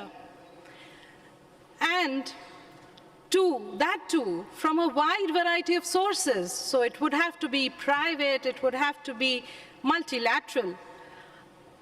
And there are large amounts of it which will be left for the developing countries to mobilize themselves. The goal is too little, too distant. It is 2035, it's too far gone. Our 2030 estimates tell us that we need to do it at 1.3 trillion per year till 2030. But we have only been agreeable to have, or we have a proposal that talks about 300 USD billion mobilization goal. It does not address the needs and priorities of developing countries. It is incompatible with the principle of CBDRC and equity. Regardless of our battle with impacts of climate change, it is a fact that developing countries are accused continuously of emissions, forgetting the high per capita emissions of the developed countries, forgetting also the historical responsibilities of the developed countries. This only adds to the problem at hand for us, and the proposed goal shall not solve anything for us. In fact, we have to implement ambitious NDCs and economic challenges that we need to navigate and address the adaptation needs. The amount that is proposed to be mobilized is abysmally poor. It's a paltry sum. It is not something that will enable conducive climate action that is necessary for the survival of our country and for the growth of our people, their livelihoods. And I'm sorry to say that we cannot accept it.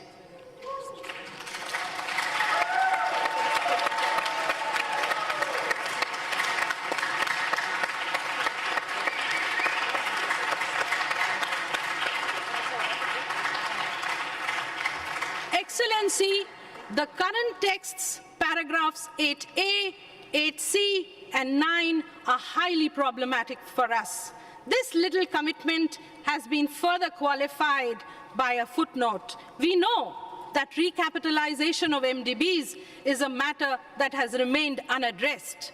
And in that situation, we know also that in times to come, if we participate, developing countries will be and are going to be the major contributors for financing climate action through this 8C. Counting finance mobilization through MDBs into the overall goal is not a progression from 100 billion goal, but is a deflection of the responsibility of the developed countries towards developing country shareholders of the MDBs. Excellency, I regret to say that this document is nothing more than an optical illusion. This, in our opinion, will not address the enormity of the challenge we all face. Therefore, we oppose the adoption of this document. We oppose the adoption of this document. India opposes the adoption of this document, and please take note and regard of what we have just said from the floor of this room. We seek... Thank you for your statement. We seek a much higher ambition. We seek a much higher ambition from the developed countries, and which does not seek support. The ambition that exists at present of 300 billion is actually seeking support of the developing countries, and that is such an unacceptable fact. It is not right that you should expect that from a developing country, and the developed countries are happy to say that we should be contributing to that effort. I'm sorry, we are not happy. We are very unhappy, disappointed with the process, and object to the adoption of this agenda. Thank you. Thank you for your statement. I take note of your statement. Statement will be reflected in the report.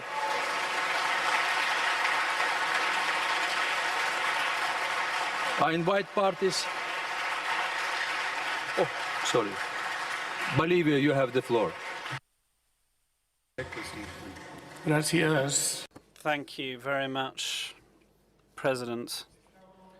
The plurinational state of Bolivia would like to express its solidarity with the delegation from India and would like to support that position to request the rejection of this decision. India has expressed the need to strengthen equity in these climate negotiations, defending the right of millions of peoples to live in dignity in the context of an unfair international context. This is not possible. Climate finance, as agreed in this COP, does not meet the requirements of developing countries. And it consolidates an unfair system where developed countries do not step up to their legal obligations to provide finance and implementation measures to developing countries. This process requires a high level of integrity, and despite the technology, the advanced technology that they have, the developed countries are ignoring the goals they need to meet for 2050. They ignore the limited resources of developing countries, and they leave them responsible with very limited resources for reaching goals they cannot possibly reach. They have unfortunately ignored the requirements to take steps to deal with the neo-colonialist history of developed countries' actions. Developed countries, instead of confronting this, feel proud for shouldering common but differentiated responsibilities. Developed countries which are putting pressure on others to act are those who are responsible for the greatest expansion in the promotion and production of fossil fuels. They pass massive business deals, and they all the while refuse to provide proper finance to developing countries. The UNFCCC scientists have tried to place the focus only on the human rights of people living in the global north, while they ignore the dignity and the requirements of the majority of the global population. The countries defending human rights within the convention are those committing genocide against the Palestinian people outside of the convention, and they pass huge sums of money around in order to generate war, while they deny the necessary funding to promote the structural solutions required to change the system.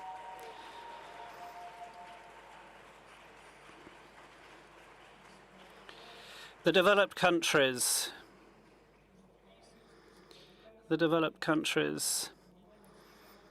put front and center as non-negotiable the 1.5-degree target, but at the same time, they undermine the only possible steps that are required to attain it, requiring the 2030 zero-emission targets to be hit by developing countries only. This leads to greater poverty and economic dependence of developing countries. In this unfair and unequitable world, those who are responsible for carrying out climate mitigation actions are the countries who are historically responsible. But on the contrary, it is not them who are made responsible for taking the actions. It is the developing countries who are shouldering the greatest jeopardy. We are not in control of the decisions that we are making. We need a finance which will properly grant us the resources we need to take the steps. The finance that is hugely below our requirements is an insult, and it is a flagrant violation of justice and climate equity. Climate finance, as it stands in this agreement, is extinguishing international cooperation. We are moving on from the time of leaving no one behind to an era of let every man save himself. The climate finance, as it stands at the moment, does not tackle the unfair, unequitable status around the planet. The peoples and civil society have the memory and the energy to call for their rights, and they will not tire until they achieve climate justice.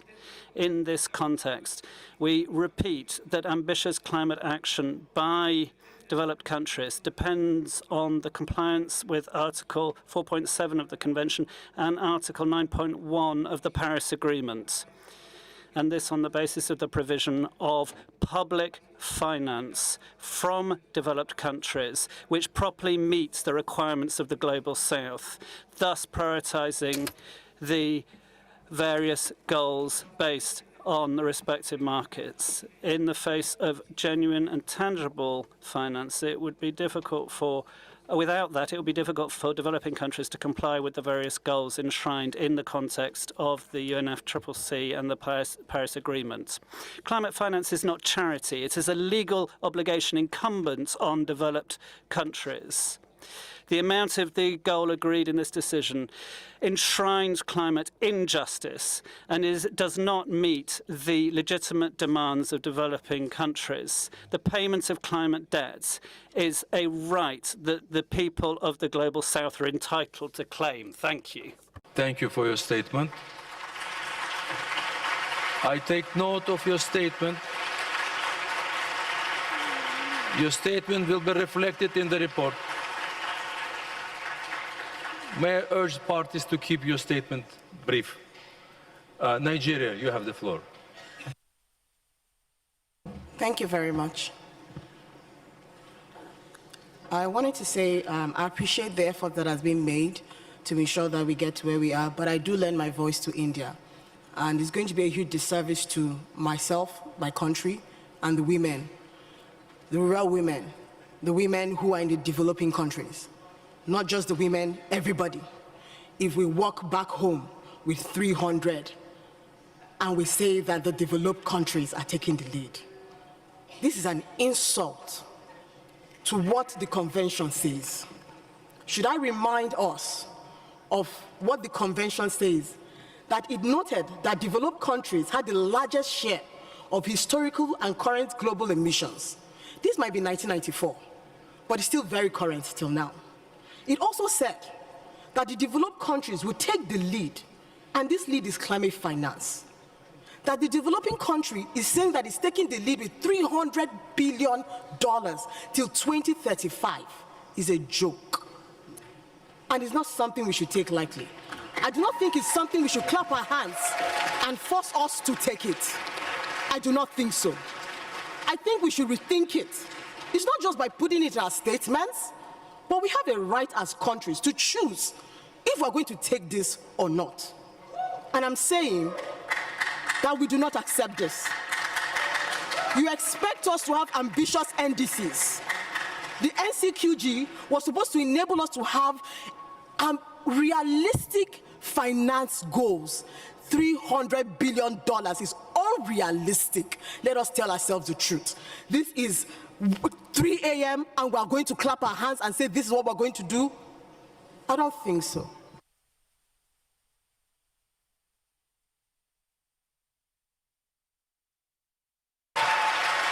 Thank you for your statement. I take note of your statement. Your statement will be reflected in the report.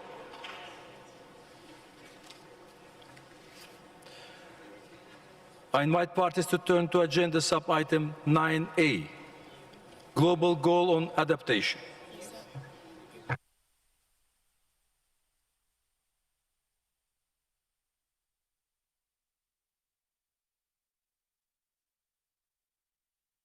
If any countries, European Union, please, you have the floor.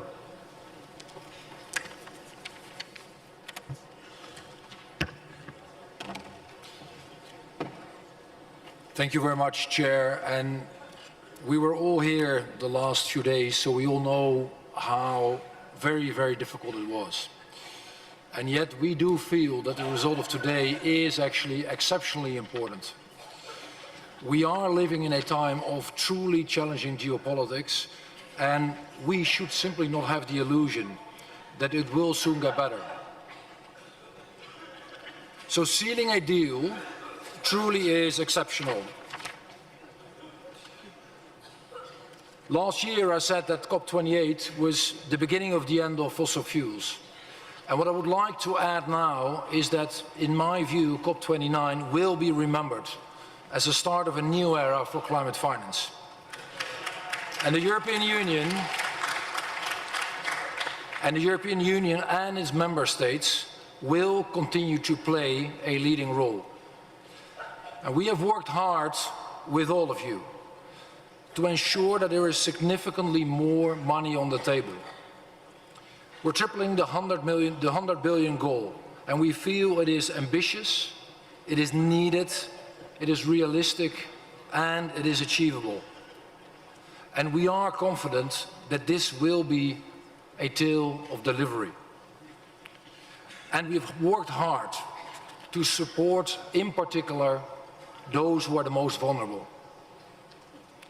Access to finance will improve. We have agreed to further boost adaptation finance. And that is an area where public money is really, truly the driving force. Chair, it is also a matter of fairness and of importance to us that all those with the ability to do so should contribute. And therefore, it is good, given the size of the problem, that we enlarge the contributor base on a voluntary basis. And we're also seeing a historic expansion of the very important role of multilateral development banks in supporting this transition. This simply will bring much, much more private money on the table, and that is what we need. And with these funds, and with this structure, we are confident we will reach the 1.3 trillion objective.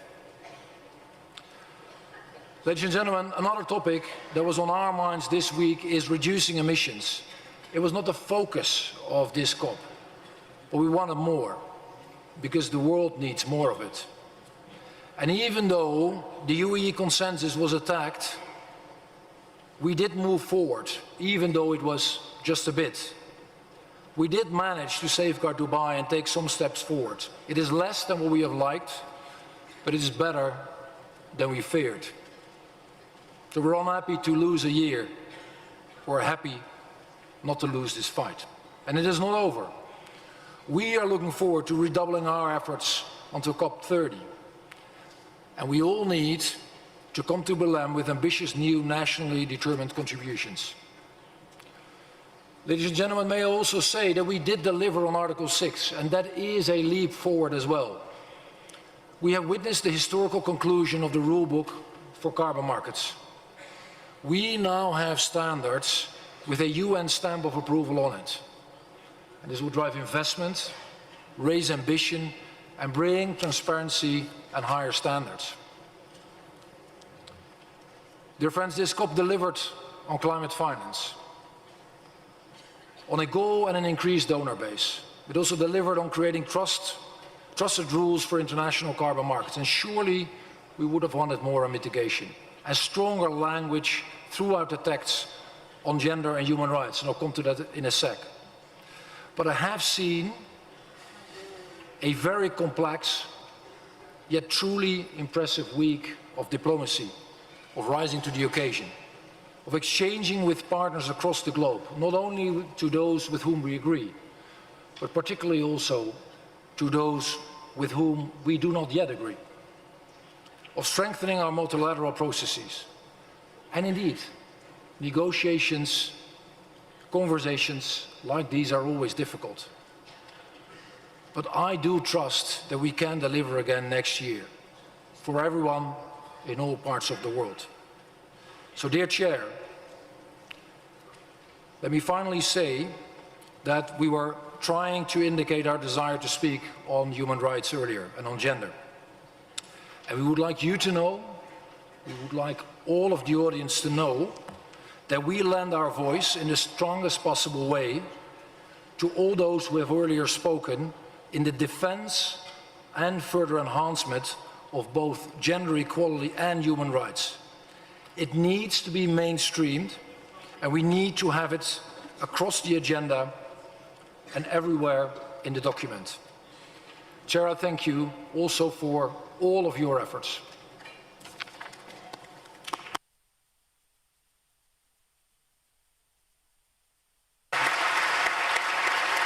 Thank you for your statement.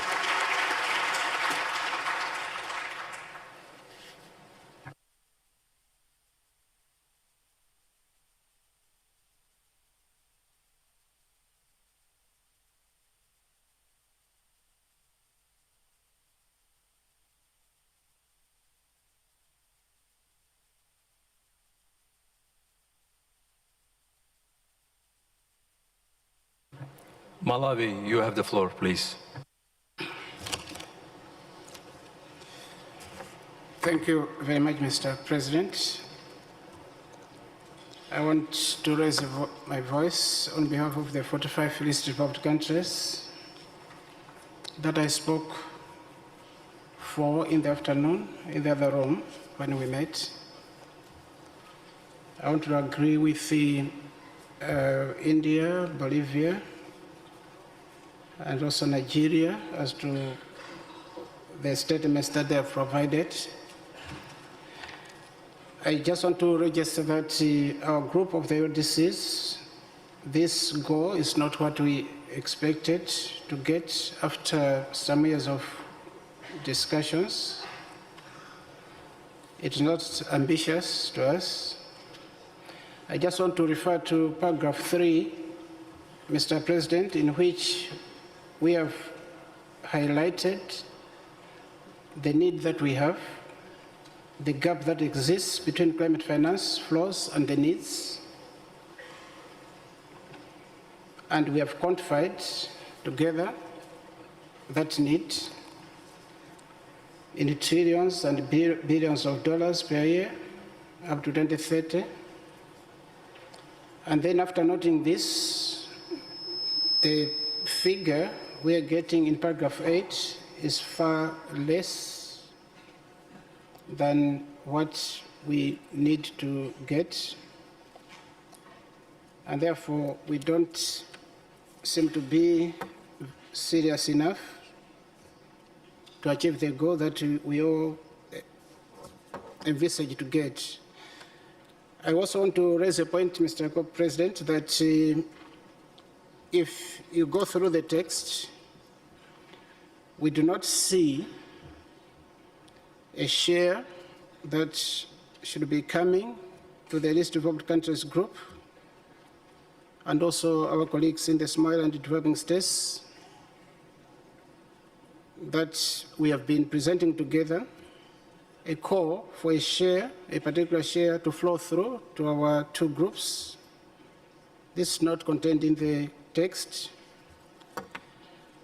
And also, if we go into paragraph 14, we only acknowledge the need to support loss and damage in some way, but then we have not made a provision for this support in the text to go towards loss and damage. We have presented over the years that we need to see the new goal to support adaptation, mitigation, and loss and damage, and this is not reflected in the text. As such, we also want to register our reservation to accept this proposal as it stands, Mr. Co-President. Thank you.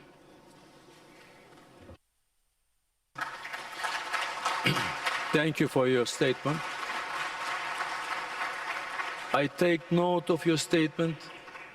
Your statement will be reflected in the report.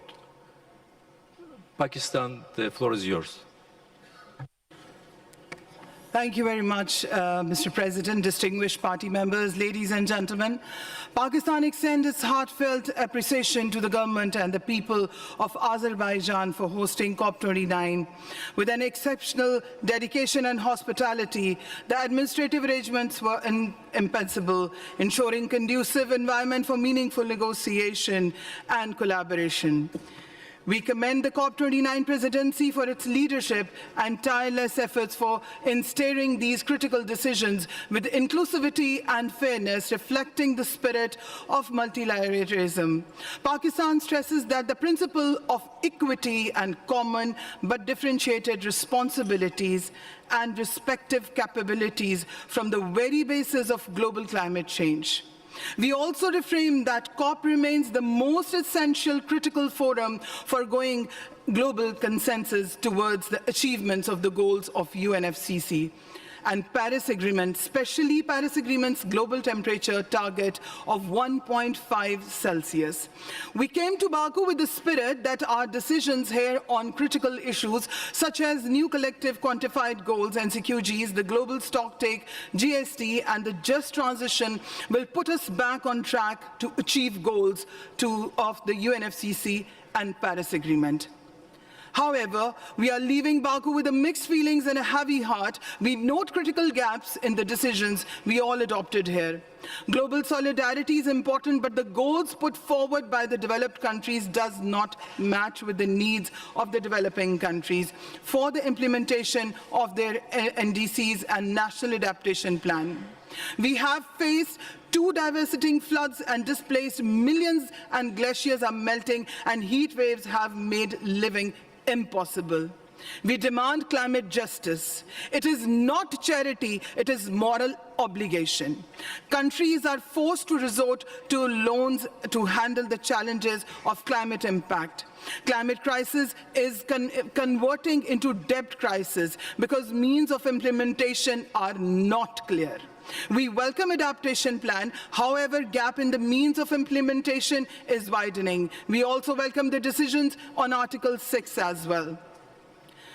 This all said, as we move towards 62th session of SBZs followed by COP30, we do so with a hopeful determination and that we will further consolidate the decisions that taken today were vulnerable developing countries, where vulnerable developing countries will be given their due share. Multilateralism remains the cornerstone of Pakistan's climate diplomacy. We urge all parties to uphold its spirit and return to the negotiation table with renewed commitment to address these outstanding critical issues comprehensively, equitably. Thank you so very much, Mr. President. Thank you for your statement. I take note of your statement. Your statement will reflect it in the report. I invite parties to turn to agenda sub-item 9A, Global Goal on Adaptation. On this sub-item, the subsidiary bodies considered the matter and forwarded it for further consideration to CMA. I invited Lamin Dibba and Tina Kabilshik to continue facilitating technical discussions. In addition, ministerial consultations were conducted by Ministers Eamon Ryan and Franz Tottenbach. I hereby invite the CMA to adopt the draft decision contained in document CMA/2024/L.20. Thank you.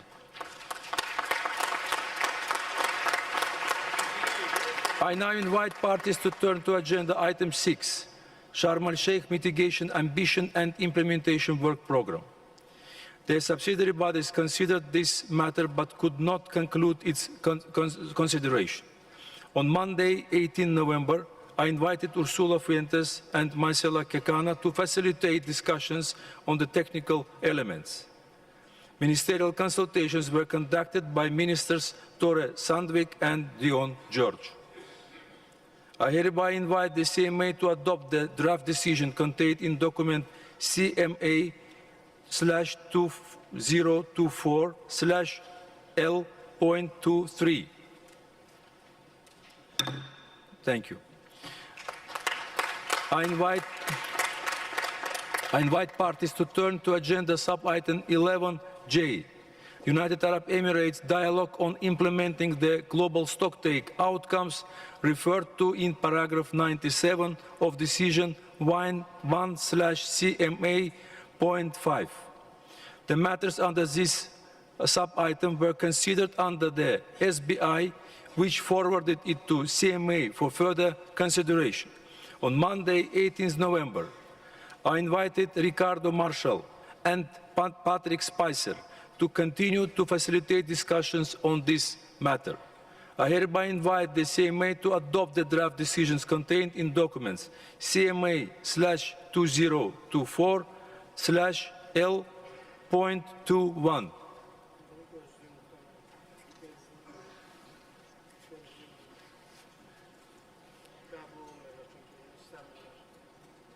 Chile, you have the floor. Thank you very much, Mr. President. Let me start by thanking you and your team for all the great efforts that have been done in the discussions and the elaboration of this text. I think it's, on behalf of ILAC, this is something that reflects the commitment and the willingness to move forward in this important matter of what do we do together with the outcomes of the global stocktake. In our view, the text that we have in front of us lacks a number of very important elements. For example, we believe that the text does not reflect adequately the tools and procedures that we need to have in place in order to achieve the most of the outcomes of the GST and inform adequately the NDCs that need to be presented next year. We believe, for example, that our standard procedure under our process would require that the dialogue to have a report so everybody can understand what the dialogue was all about, to record the main ideas and to carry them forward to a decision that the CMA should take in order to make sure that we have continuity in our process. From our point of view, this is standard procedure in our process. And it would be particularly important to have those procedures in place for such a fundamental process like the GST that is a key element in this ambition cycle that, in turn, is in the heart of the success of the Paris Agreement. Again, I would like to commend you for all the efforts. And we have seen with our own eyes the efforts of your team in trying to bring us together around this text. However, in our view, the text does not enjoy consensus. And we respect fully the views of other parties that see in this text an acceptable proposal. We differ. We believe that the text does not enjoy consensus. So we would like to register our views before you submit this for adoption of the CMA. Thank you.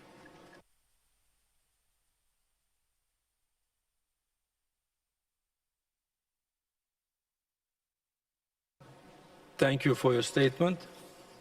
I take note of your statement. It will be noted in the report. Switzerland, you have the floor. Thank you very much, Mr. Chair. I deliver that statement on behalf of EIG.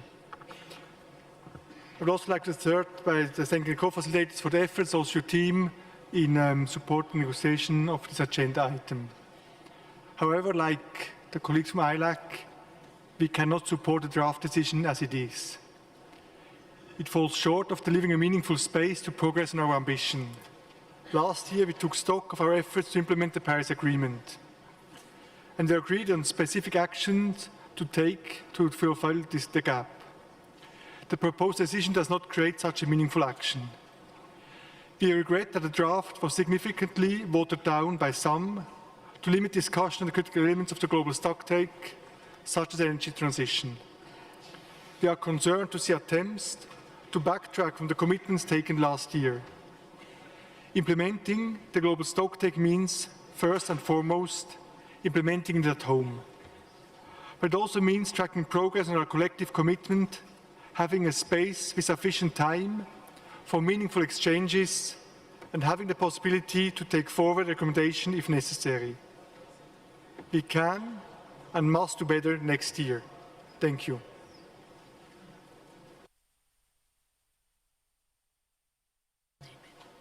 Thank you for your statement. Maldives, you have the floor. Thank you, Mr. President. At the outset, we would like to join others in expressing our gratitude to you and your team for the excellent hospitality and efforts extended throughout this process. I'm honored to be speaking on behalf of the Alliance of Small Island States.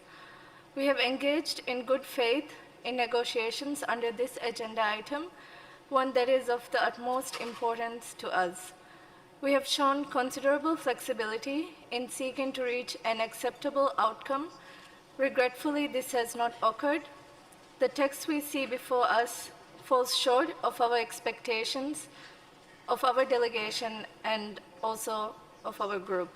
Thank you.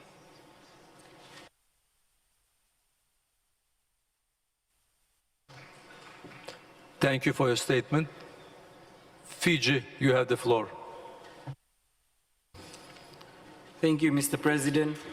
Fiji joins others in thanking you for your hospitality. Fiji fully aligns with the statement made by Maldives on behalf of IOSIS. We came here to make up for lost time. We came here to re-establish hope. But we have been continuously asked to ignore our needs, close our eyes, and step backward. We will not entertain that request. We may be small, but in that smallness, we represent the many. We represent the risk and the reality of a crisis that knows no bounds. We have contributed the least to this crisis, but continue to be forced to play the role of an expert on its causes and implications. The smallest have shouted the loudest too long. Without one voice and purpose, with geopolitics as our compass, with self-interest as our guide, with $7 trillion a year pouring into the source of the problem, the transition we need will not be achieved. The failure to agree a strong outcome on the United Arab Emirates dialogue on implementing the global stocktake outcomes due to the positions that conflict with those very outcomes agreed just 12 months ago is an affront to this process, to the basis of the Convention and the Paris Agreement, and to all those banking on us to deliver a safe future. In our efforts to protect and achieve the 1.5-degree temperature goal, we are not willing to be held hostage on the basis of ambition. The experience here is a stark reminder that we need to do more at all levels and across all constituencies and groups to create a shared vision that is premised on science and an unwavering understanding of the purpose, utility, and shows societal imperative to keep the global average temperature rise below 1.5 degrees. I thank you, Mr. President. Thank you for your statement. Canada, you have the floor. Thank you, Mr. President. We made historic commitments a year ago, including to transition away from fossil fuels. We came here to translate that commitment into meaningful action, and quite simply, we have fallen short. Canada joins AOSIS, ILAC, and EIG and other speakers in expressing our extreme disappointment that we could not make progress and achieve agreement on a stronger text. The GST decision under the UAE COP29 presidency conveyed a real urgency and a clear direction of travel for the transition towards net zero and resilient societies and economies. We cannot bury that promise. Rather, we need to all show a commitment to act. Thank you, Mr. President.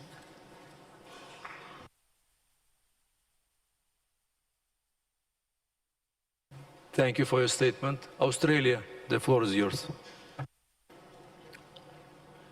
Mr. President, Australia is speaking on behalf of the umbrella group of countries. We are disappointed that some parties have sought to slow or stymie discussions to take forward the ambitious calls from the global stocktake to triple renewable energy, double energy efficiency, and transition away from fossil fuels. However, the global momentum toward net zero is accelerating and is irreversible.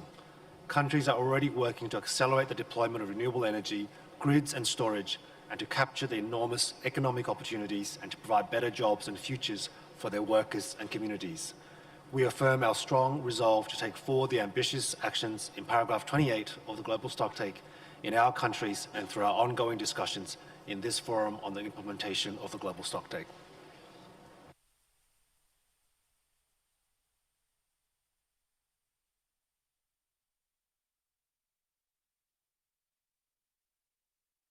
Thank you for your statement.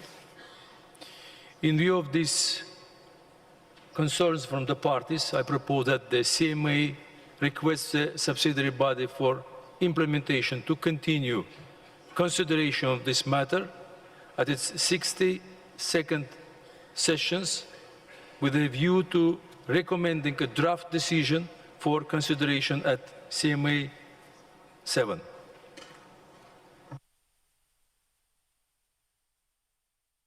I further propose that the package of outcomes just adopted under CMA on the NCQG, the Global Goal on Adaptation,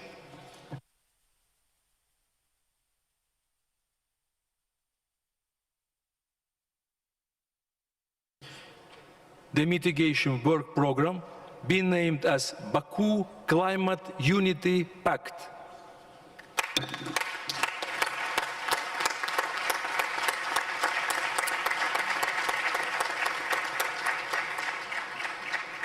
I invite the CMA to consider Agenda Item 5, United Arab Emirates Just Transition Work Programme.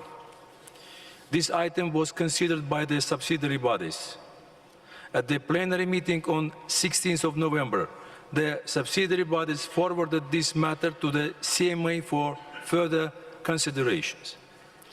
At our resumed 5th meeting on Monday, 18th November, I invited Kishore Kumar Singh and George Borting to continue to facilitate discussions on this matter.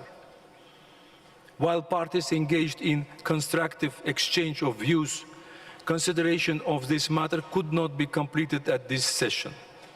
I propose to the CMA to request the SAPSTA and the SBI to continue consideration of this matter at the 62nd sessions, June 2025, with a view to recommending a draft decision for consideration and adoption by the Conference of the Parties, serving as the meeting of the parties to the Paris Agreement at its 7th session, November 2025. Thank you. I now invite the CMA to consider Agenda Item 19, Other Matters. Would parties like to raise any matters? No. I invite parties to turn the agenda to Agenda Item 20, Conclusion of the Session. The draft report is contained in document CMA/2024/L.2. I invite the CMA to adopt the draft report. On the outstandings that the reporter, with the assistance of the Secretariat, will complete the report and make it available to all parties. Thank you. I declare this meeting on CMA adjourned.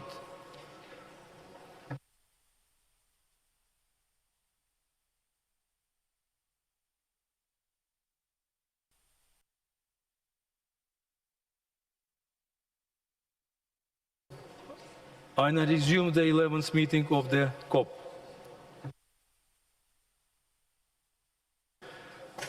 I invite parties to turn to Agenda Item 20, Conclusion of the Session.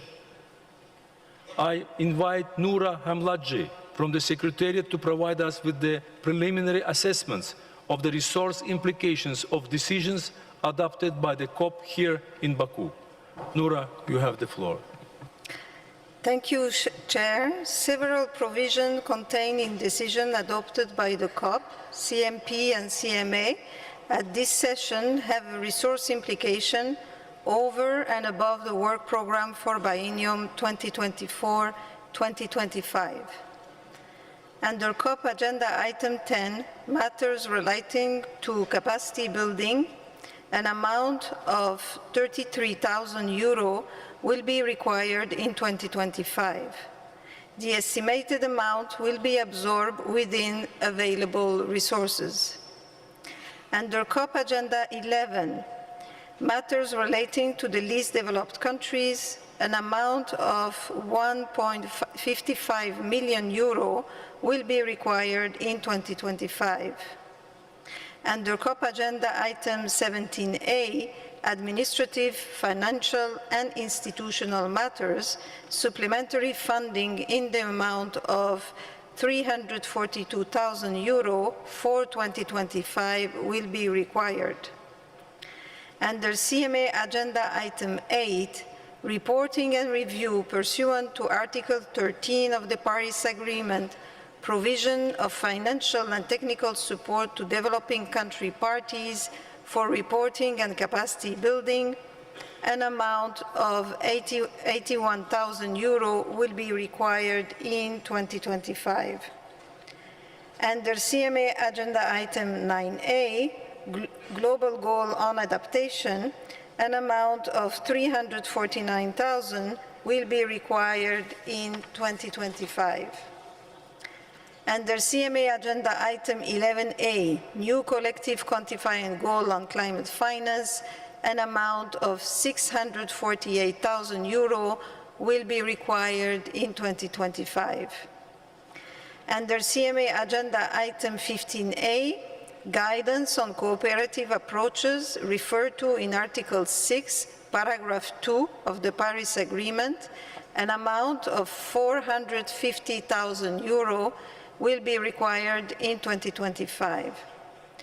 Under CMA Agenda Item 15C, matters relating to Article 6 of the Paris Agreement, work program under the framework for non-market approaches referred to in Article 6, Paragraph 8 of the Paris Agreement, an amount of €57,000 will be required in 2025. Under COP Agenda Item 12, CMP Agenda Item 8, and CMA Agenda Item 14, report of the Forum of the Impact of the Implementation of Response Measures, an amount of €29,000 will be required in 2025. The estimated amount will be absorbed within available resources. All estimated amounts are preliminary and based on information currently available. The Secretariat counts on the continued collaboration of the parties to provide funding for these activities in a timely and in a predictable manner, as without those contributions, the Secretariat will not be able to undertake the requested activities. I thank you.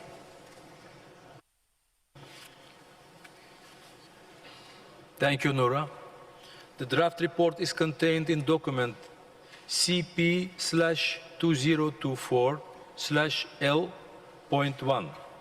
I invite the COP to adopt the draft report on the understanding that the reporter, with the assistance of the Secretariat, will complete the report and make it available to all parties.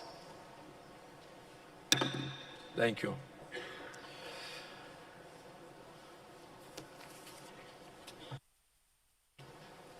Now I declare this meeting of the COP adjourned.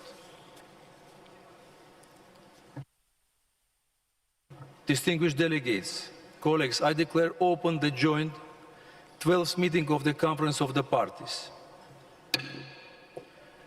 12th meeting of the Conference of the Parties, serving as the meeting of the parties to the Kyoto Protocol.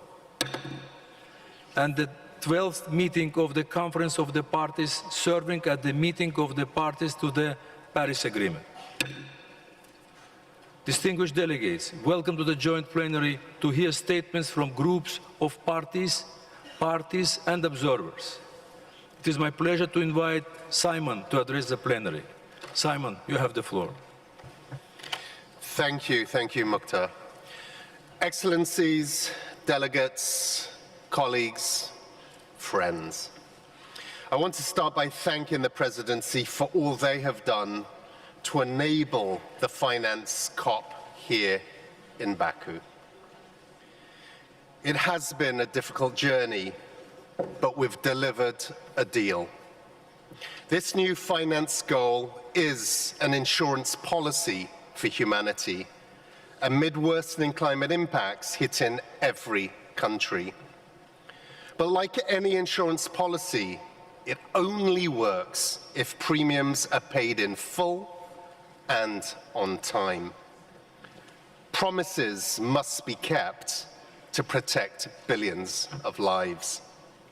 This deal will keep the clean energy boom growing, helping all countries to share in its huge benefits. More jobs, stronger growth, cheaper and cleaner energy for all. We needed this to be an enabling COP, one which helped translate the pledges of COP28 into real-world outcomes to protect people, prosperity, and the planet. And that's what we have made possible. At COP28, the world agreed to triple renewables. At COP29, we tripled climate finance. And countries will work to mobilize much, much more. At COP28, the world agreed to boost climate resilience. COP29 will help finance real protections for those on the front lines, especially the most vulnerable. COP29 also reached global agreement on carbon markets after almost a decade of hard work, where several previous COPs were not able to get this done. No country got everything they wanted, and we leave Baku with a mountain of work to do. The many other issues we need to progress may not be headlines, but they are lifelines for billions of people. So this is no time for victory laps. We need to set our sights and redouble our efforts on the road to Beleng. Even so, we've shown the UN Paris Agreement is delivering, but governments still need to pick up the pace. Let's not forget, without this UN-convened global cooperation, we'd be headed towards 5 degrees of global warming. But we're still a long way off course. Bold new climate plans on the way to Beleng will be crucial to getting us back in the race. They must embed the targets we agreed in Dubai, including to rapidly ramp up renewables, transition away from fossil fuels, and transform societies, making them more resilient. Whole of economy, whole of society plans are crucial. We've seen clear signals here from 2 G20 countries, the UK and Brazil, because stronger climate actions are entirely in the interests of their economies and their people. Friends, progress here in Baku has been hard won. I pay tribute to all those who worked around the clock. Even if you didn't get everything you sought, what you delivered will make billions of lives safer and better. To those of you who have joined from civil society, your work helps our process make progress. Today we set a new goal, and you will be vital in ensuring that that goal is fulfilled. To the staff of the Secretariat, you have been stretched beyond belief, and yet time and again you stood and delivered, so that tens of thousands of people from almost 200 countries could come together and take global climate efforts forward. I have never seen a harder working group of people that steady the ship when times get tough. Excellencies, friends, we still have a very long road ahead of us. But here in Baku, we took another important step forward. The UN Paris Agreement is humanity's life raft. There is nothing else. So here in Baku, and all of the countries represented in this room, we're taking that journey forward together. I thank you.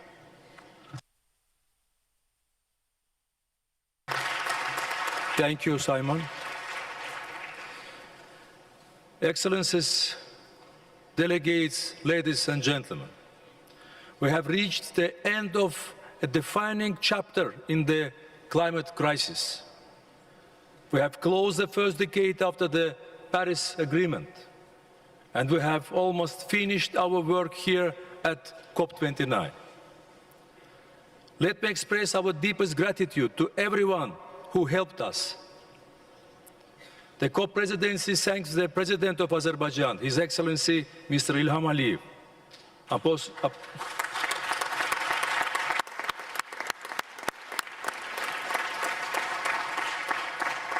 Upon his instruction, all necessary facilities were provided to ensure the smooth and effective running of the conference. It was his vision for Azerbaijan to host COP29, and his leadership ensured it was a success. His guidance and support has been an inspiration for all of us. Let me express our gratitude to the UNFCCC team and Simon Steele, to the whole UN family and the Secretary General who mobilized for us, to the leaders, negotiators, ministerial pairs, interpreters, activists, support staff, and the thousands of volunteers who offered Azerbaijani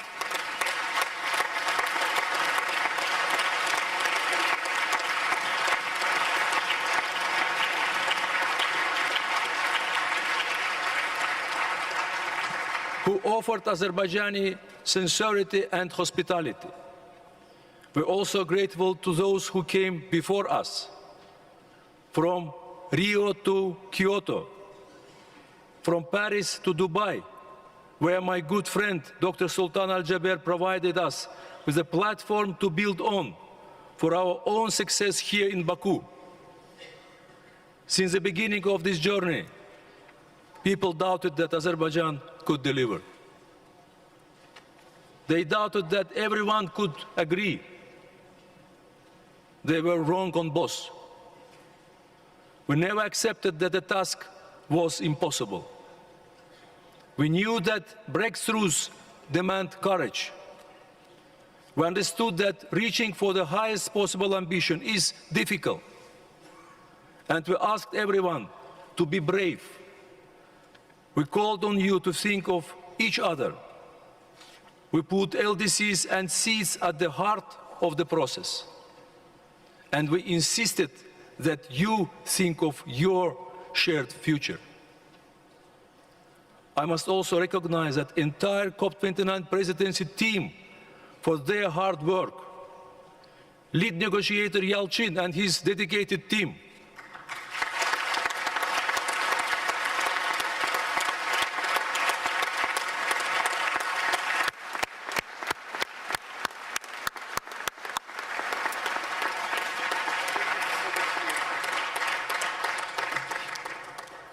CEO Nermin and her fantastic staff,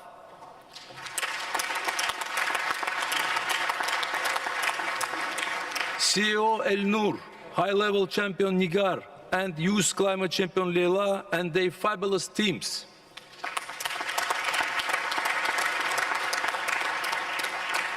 Every team member who rose to the challenge.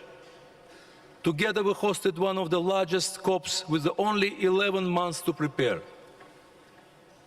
There were many sleepless nights away from your families and much personal sacrifice. Now you deserve to go back home, proud of our achievements.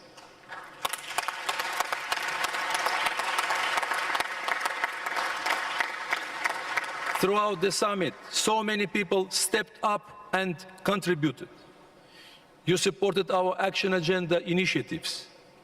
We worked together to address thematic issues such as biodiversity, water, agriculture, cities, tourism, health, and others. And we saw countries, the private sector, international financial institutions, NGOs, civil society, indigenous peoples, and others all come forward.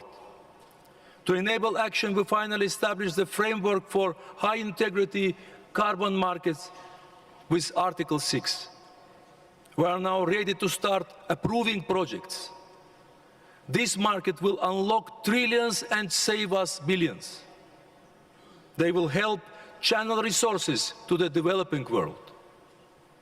And they will reduce the cost of implementing our climate plans.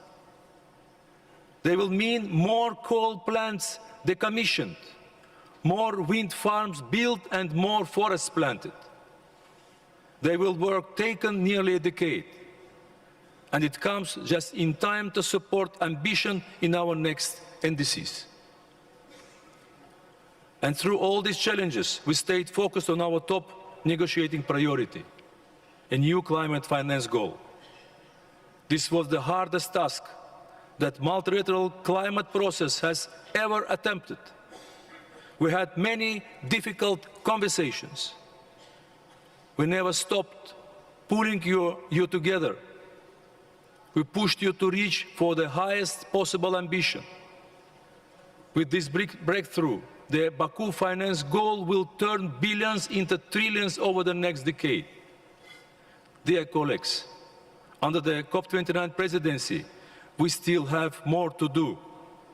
First, we all need to underpin everything with robust transparency in our biennial transparency reports by the end of the year. We are delighted to announce that Azerbaijan has submitted its report. And we thank everyone else who has already submitted this report. We have also submitted our national adaptation plan and call on everyone to submit their plans by 2025. We then encourage everyone to submit the new NDCs by the February deadline. The COP29 presidency will remain active throughout the year. We will support the incoming Brazilian presidency. We will continue to build partnership between the Rio Conventions. And we will continue to bring you together in our action agenda platforms, such as Big Fit, Harmonia, Baku Dialogue on Water for Climate Action, and many others. Before we all meet again in Belém, allow me to say this. Never forget the value of your contribution. Never doubt the power of your example. Never lose the courage you showed here in Baku. And remember that protecting the planet is an act of solidarity. There are billions of people around the world united in this common cause. They are contributing with quiet determination. And when you act, you reached out to them. You reached out to the friends, families, fellow citizens, and people you have never met. You reach out to generations, past, present, and future. Ladies and gentlemen, thank you for putting your trust in Azerbaijan to guide this process. Thank you for giving us the chance to bring you together. Let's move forward together in solidarity for a green world. I thank you.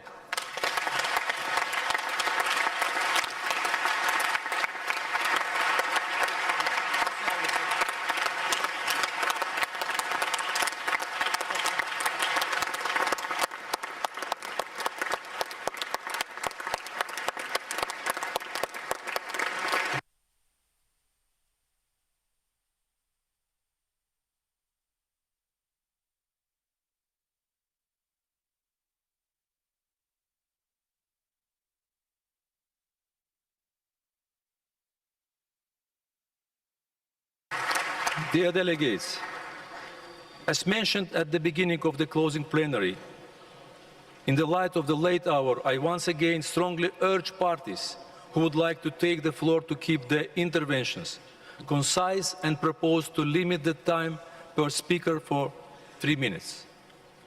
Please note that statements can be uploaded to the submissions portal in the lieu of, and in addition to, oral delivery. Statements that are submitted to the Secretariat will be uploaded to a dedicated web page. Dear colleagues, we will begin the plenary with statements from groups of parties. After hearing statements from groups, the floor will be opened for statements from the individual parties, followed by the statements from the observers. I encourage groups of parties, individual parties, and observers to keep their statement and within the 3 respective time limits. You will hear a bell when you have used up the time allotted for your statement. I appeal to the parties to stay in the room while the observers deliver their statements. I would like now to invite statements for the 4 groups with non-overlapping membership. I encourage you to keep your statement to a maximum of 3 minutes. I now invite the delegation of Uganda to deliver a statement on behalf of Group of 77 and China. Uganda, you have the floor. Excellencies, it's a privilege to speak at the closing of COP29 on behalf of G77 and China. It has been many long working days. G77 and China have worked hard in making sure that we make our best efforts to uphold the evolving needs and priorities of developing countries. I thank all for this effort and commitment put in. I thank the COP29 presidency, government of Azerbaijan and its people for your hospitality. I also thank the UNFCCC Secretariat, all the staff at the venue and volunteers who supported in making this COP possible.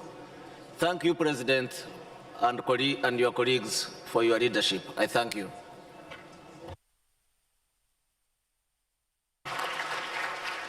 Thank you for your statement. I now invite the European Union to deliver a statement. Hungary, you have the floor.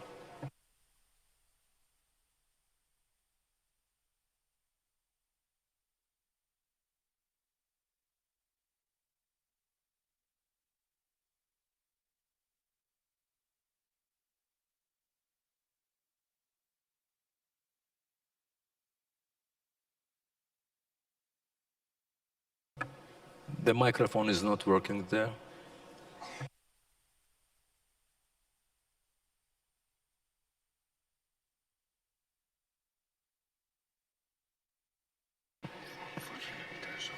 Please, it's working now. Thank you, dear President. First of all, let me thank to you and your whole team and Azerbaijan and the people of Azerbaijan the great work and all the effort that you delivered, not just throughout these past 2 weeks, but also throughout this whole year in the preparation. Thank you for everything that you've been done for the process and to achieve the decisions here. For the interest of the time and also considering that the Commissioner has delivered the statement, we will submit the full version of the statement now. Thank you so much. Thank you for your statement. I now invite the Environmental Integrity Group to deliver a statement. Switzerland, you have the floor. Thank you, Mr. Chair, and let me first thank you, your negotiation team, and all the volunteers for your tremendous and tireless efforts to make this COP happen and to make it a success. Colleagues, Baku represents a bridge between East and West. We came together to build a bridge between nations to collaborate in tackling climate change. Today, we have finally operationalized the carbon market with high environmental integrity.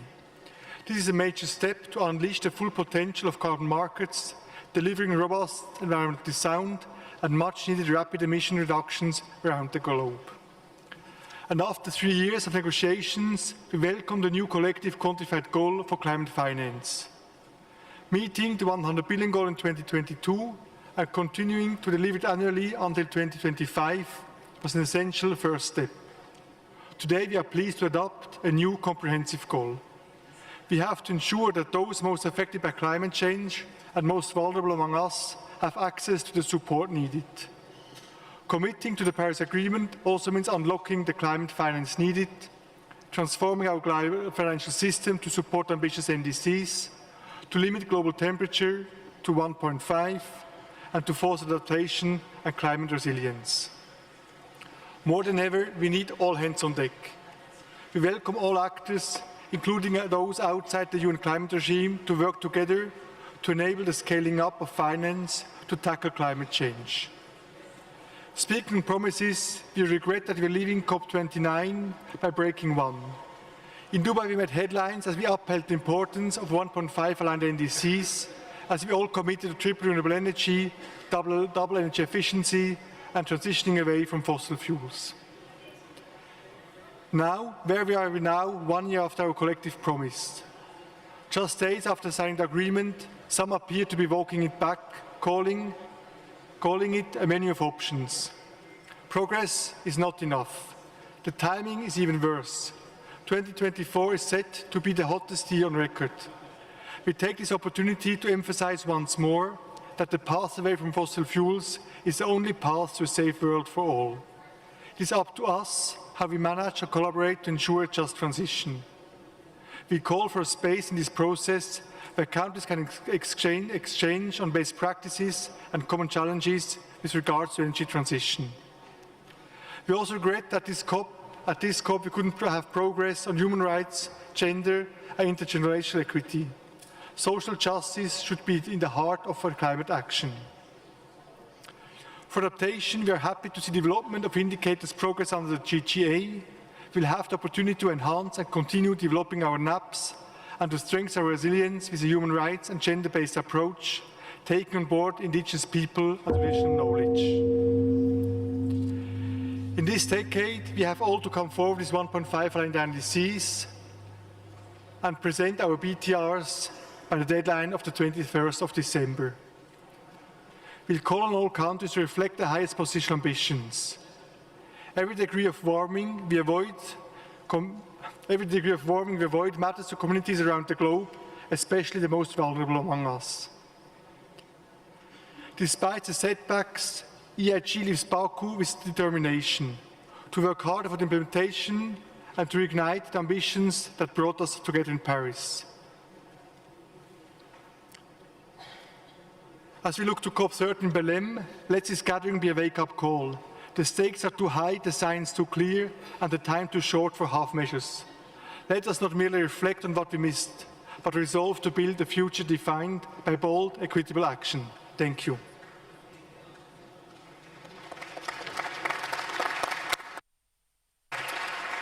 Thank you for your statement. I now invite the Umbrella Group to deliver a statement. Australia, you have the floor.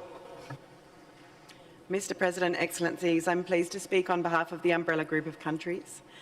The Umbrella Group recognises the historic agreement reached here in Baku on a new collective quantified goal. These negotiations have been challenging and important. We express our appreciation to the many experts who've contributed to this outcome, to Zahir Fakir and Fiona Gilbert, who've worked tirelessly as the co-chairs of the ad hoc work programme, and to the 4 presidencies that have guided this work, the United Kingdom, Egypt, the UAE, and of course, Azerbaijan. We recognise the significance of the agreement to mobilise $300 billion per year by 2035 for developing countries as part of a global effort, as well as the broader call to work together to scale up financing from all sources to at least $1.3 trillion per year to support climate action in developing countries. This will play a significant role in supporting an ambitious response to climate change in developing countries. We're disappointed the recognition of the special circumstances of SIDS and LDCs was not meaningfully operationalised. We believe resources should target the most vulnerable. We're also disappointed by the removal of references to human rights from the text. We must ensure climate finance is responsive to human rights. On the UAE dialogue, we were disappointed that some parties have sought to slow or stymie discussions to take forward the ambitious calls from the global stocktake to triple renewable energy, double energy efficiency and transition away from fossil fuels. However, the global momentum toward net zero is irreversible. We reaffirm our strong resolve to take forward the ambitious actions in paragraph 28 of the global stocktake in our countries and through our ongoing discussions on the implementation of the GST in this forum. We were disappointed that parties weren't able to capture in full the wealth of policy, investment and technological solutions discussed under the Mitigation Work Programme. We must take every opportunity to scale up our ambition and implementation. We affirm our resolve to use every opportunity under this work programme to profile key actions, build collaboration and explore investment opportunities so that we can all reach net zero faster. We are very pleased to see the completion of work to fully implement Articles 6.2 and 6.4. The outcomes agreed here will enable carbon markets under the Paris Agreement to move forward with confidence. It's been a long road to the completion of this work, begun in 2016 after the adoption of the Paris Agreement. This is a key outcome for COP29, and we thank all parties for their constructive engagement to reach agreement this year. We welcome the progress made on refinements to the global stocktake and on indicators for assessing progress towards the global goal on adaptation, and will redouble efforts to finalise Agenda Action Plan in 2025 for adoption at Belém. On the Just Transition Work Programme, we were disappointed that progress couldn't be captured.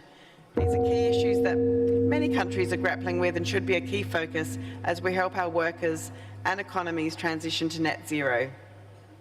We were disappointed that we couldn't reach a decision on national adaptation plans, given the important role adaptation will play in responding to the climate crises.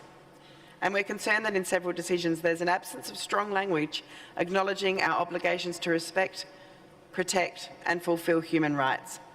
Parties, as we look toward 2025, we reaffirm the clear call for all countries to put forward ambitious, economy-wide NDCs that include all sectors and gases and that are aligned with 1.5 degrees.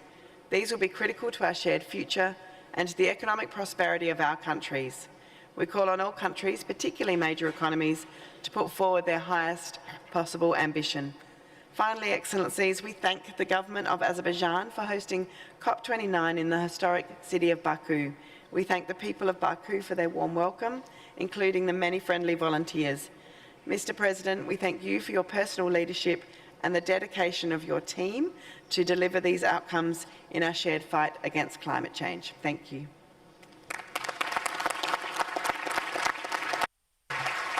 Thank you for your statement. Distinguished delegates, I will now open the floor for statements from other groups for a maximum of 3 minutes. I give the floor to Kenya, speaking on behalf of the African Group of Negotiators. Kenya, you have the floor. Thank you, Mr. President. Mr. President, Excellencies, distinguished delegates. Kenya speaks on behalf of the African Group and aligns with the statement of G77 and China. As we conclude COP29, we extend African Group's gratitude to the Presidency for hosting us, for your warm hospitality, with the heartwarming presence of your young volunteers in the beautiful city of Baku. Your leadership has ensured that achieving an outcome remains the foundation of our negotiations. Today, Africa stands here with a sense of realism and resignation. We leave Baku knowing that we have achieved some progress in some areas, but that what we had achieved was far from what we had hoped for. Delivery of the aims of the Convention and its Paris Agreement remain deeply uncertain. We are extremely disappointed at the lack of progress on issues critical to Africa. We remind all that Africa's share for global emissions remains negligible. If the world overshoots the 1.5 degrees goal, it will not be because of Africa, and yet it is Africa that stands to bear the brunt of that failure. Africa has and will continue to sound the alarm on the inadequacy of climate finance. At this COP, we achieved progress in some respects, but we appear to be regressing in others. The commitment to mobilize enhanced finance by 2035 is too little, too late, and too ambiguous in its delivery. Let it be clear that the agreed figure of 300 billion per annum is inadequate to deliver the Paris Agreement goals. As we observed many a time, the Adaptation Gap Report confirms that the adaptation needs are about $400 billion. We reiterate the review agreed in the text today should be in line with the needs of developing countries. Our task now is to translate words into action. We cannot stop the promises on paper. Substantial flows must reach those on the front lines. Families forced to flee rising seas, farmers facing failed crops, and communities recovering from droughts and floods. On the global goal on adaptation, the necessary guidance to experts on their work gives us a platform upon which we can develop global indicators with local relevance, including indicators for support towards different elements of the targets. It is also crucial to emphasize the importance of provision of financial support to developing countries for implementing their national adaptation plans by 2030. On the Just Transition Work Programme, there seems to be no political will for an internationally equitable transition where the burdens and benefits are shared across nations. Regarding the GST, it is going to be extremely difficult for us to explain how we could not agree on the GST annual dialogue and refinement of the GST process. How could we spend so much time negotiating the scope of the UAE dialogue? On the operationalization of Article 6, Baku made significant strides from the outset at the conference.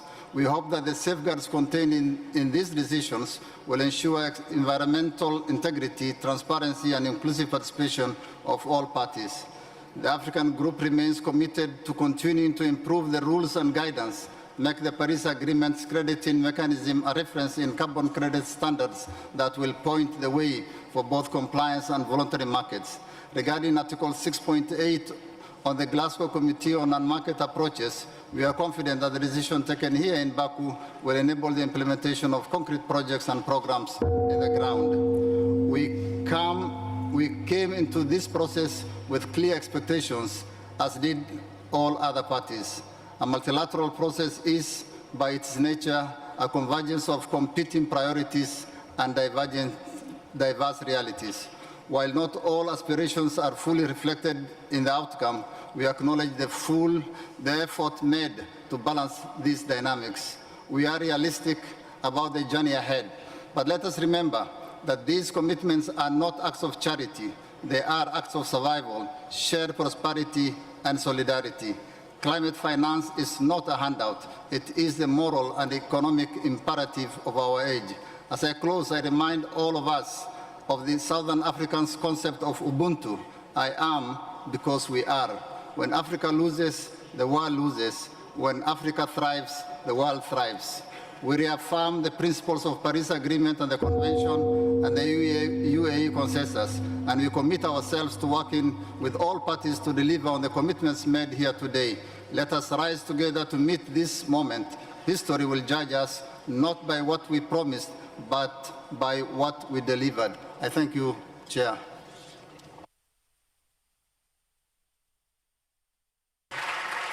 Thank you for your statement. I now invite Saudi Arabia to deliver a statement on behalf of Arab states. Saudi Arabia, you have the floor. In the name of Allah, most gracious, most merciful.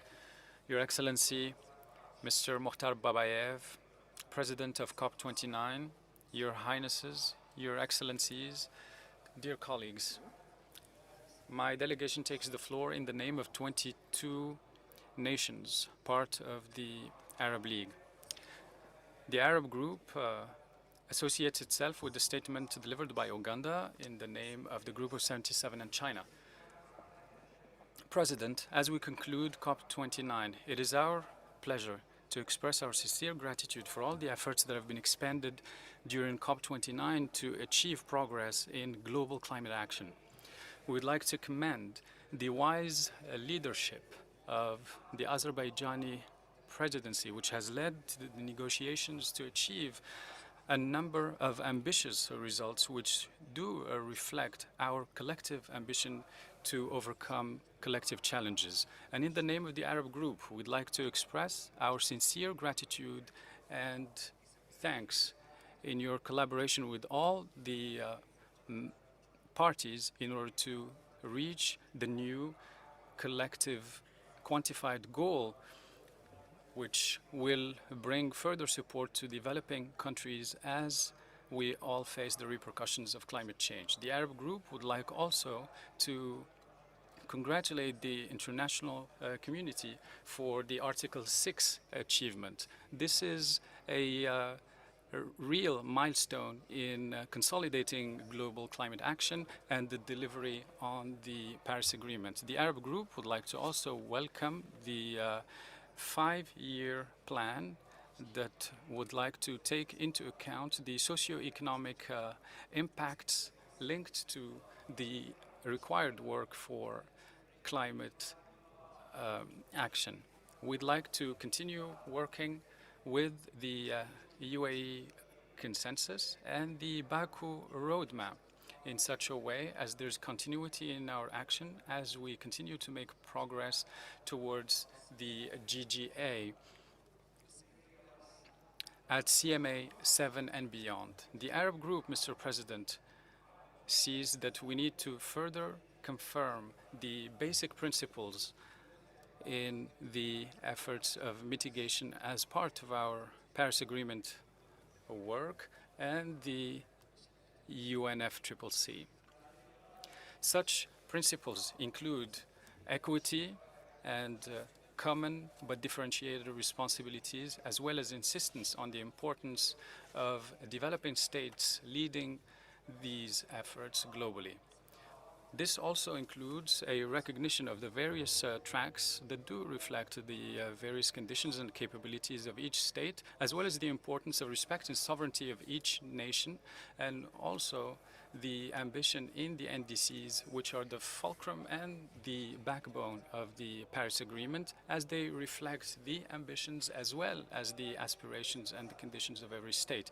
These are the principles that will guarantee equity, equality, and the respect for the multiplicity of tracks. And these are the principles that should be the bedrock of our common action, and we need to preserve those principles. We need to enable countries to be able to delineate their own tracks, such pathways that are based on the internal domestic contexts and their socio-economic realities. Ensuring that we continue on working with these principles will guarantee efficiency, equity, and comprehensiveness at the same time. We also must be cognizant that one solution could not fix all the various challenges that we face collectively as we go on our development journey. In conclusion, Mr. President, the Arab Group would like to express its sincere gratitude for your tremendous efforts, and we congratulate you for reaching the highest possible success at this COP29 here in Baku, Azerbaijan, and we thank everybody for their constructive efforts. Thank you. Thank you for your statement. I now invite Samoa to deliver a statement on behalf of AOSIS. Samoa, you have the floor. Thank you, Mr. President. Mr. President, Excellencies, colleagues, I align with the statement made by Uganda on behalf of G77 and China. The Alliance of Small Island States joins the consensus on COP29. We have crossed many oceans and continents to meet here for a comprehensive outcome on finance goal. We had more hope that the process would protect the interests of the most vulnerable and those with the least capacity. Nevertheless, we once again have shown how the global community can come together to find solutions that serve humanity. Make no mistake, the agency for taking climate action to address the ever-worsening impacts of climate change remains. The level of ambition for taking climate action needs to be much, much higher. and it is our great hope that the additional finance administered as a result of the new goal will help get us there. On the overall finance goal, AOSIS is concerned over the lack of willingness to meet the needs of the vulnerable developing countries. This new finance goal will only serve to kickstart the implementation of our NDCs and NAPs. As we call for higher ambition on mitigation in the updated NDCs, it is paramount that we unlock more financing to ensure that NDCs are implemented in a timely manner. Time is not on our side. The need to implement ambitious NDCs is more urgent than ever, as is the need for effective adaptation measures and responses to loss and damage when adaptation hits its limits. Mr. President, SIDS cannot do this alone. We require transformational change and access to climate finance in accordance with the Convention and the Paris Agreement to ensure that we achieve the goal of a 1.5 world. As we look forward to Belém next year, this will be the litmus test on which ambitious NDCs will be judged. Mr. President, on the GST, we arrived in Baku with a clear vision for the implementation of all GST outcomes as agreed upon in Dubai. It is disappointing that we have not made progress on this agenda item. We hope that by delaying the consideration of the refinements to the GST process to next year, that we will have an outcome that allows us to create the conditions for a successful second GST to begin in 2026. We are disappointed that we could not agree on the modalities of the UAE GST dialogue. For us, the purpose of the UAE dialogue has been clear. It should be a mechanism to implement and track progress and implementation of all outcomes of GST1, with a particular focus on finance and other means of implementation. However, we are extremely disappointed by the lack of ambition reflected in the text, especially concerning the mitigation aspects. It is crucial that we find a way to move forward with the mitigation outcomes we agreed upon in COP28 and ensure that the outcomes of the first GST do not end up a broken, forgotten promise, further imperiling the vulnerable people of our countries and everywhere. Excellencies and colleagues, we regret that the mitigation outcome at this conference under the Mitigation Work Programme is empty and low ambition. As parties, we must implement the Dubai outcomes prioritizing the transition to renewable energy sources and phasing out fossil fuels. High emitters must commit to deep, rapid, and sustained reduction in global greenhouse gas emissions. Strengthening cooperation on finance, technology transfer, and capacity building is essential. Implementing targeted action in key sectors to reduce emissions is crucial. The woeful lack of direction to achieve the necessary ambition to meet the 1.5 goal sets us back at a time when we should be accelerating our actions. The continued delay will cost us innocent lives and result in more suffering. Mr. President, AOSIS has been calling for a just transition pathway which is fit for purpose that does not leave anyone behind. At this COP, we transitioned this text to increasingly unjust and unacceptable versions that fail to underscore the importance of just transition pathways in our NDCs, NAPs, and long-term low-emission development strategies, and further fail to establish the linkages from the outcomes of the first GST relevant to just transition. We regret that our work here in this important area was in vain. We hope that we can resume next year with a renewed, genuine commitment to make progress on the Just Transition Work Programme as a beacon of hope to people everywhere. We welcome the efforts by the COP President to close these negotiations and wrap up the discussion here to enable us to fully unleash the potential and opportunities of market mechanism. We further welcome the decisions by the CMA at the start of this COP, which allowed parties to find common ground on cooperative approaches and Article 6.4. Adaptation is a high priority for SIDS. Unfortunately, adaptation, specifically the GTA, has not been given the attention it deserves at this COP. At this session, we would like to have moved further in steering the implementation of the UAE Belém work program on indicators. However, we remain hopeful with a concentrated effort next year. The UAE Belém work program will produce an outcome that facilitates the operationalization of the GGA framework through the achievement of its targets, saving millions of livelihoods and lives. Finally, Mr. President, as a small island nation, we must tie our work here to the oceans. We affirm the importance of the ocean and climate change dialogue and invite parties to take into account the ocean-relevant outcomes of the GST in the preparation of their new NDCs, noting that both the role of ocean-based action on climate change, particularly in renewable energy, and the vital intersection of ocean and coastal climate issues in adaptation policy planning. Mr. President, in closing, we would like to add our voice in support of your leadership. Thank you for your working tirelessly to help us agree on this outcome, and thank you for the warm hospitality extended to our SIDS delegation. Soifua. Thank you for your statement. I now invite Brazil to deliver a statement on behalf of BASIC. Brazil, you have the floor. Thank you, Mr. President. We are actually delivering this speech on behalf of Group Sur, which was represented at this COP29 by Brazil, Ecuador, Paraguay, and Uruguay. On the outset, we align ourselves to the statement made by Uganda on behalf of the G77 and China.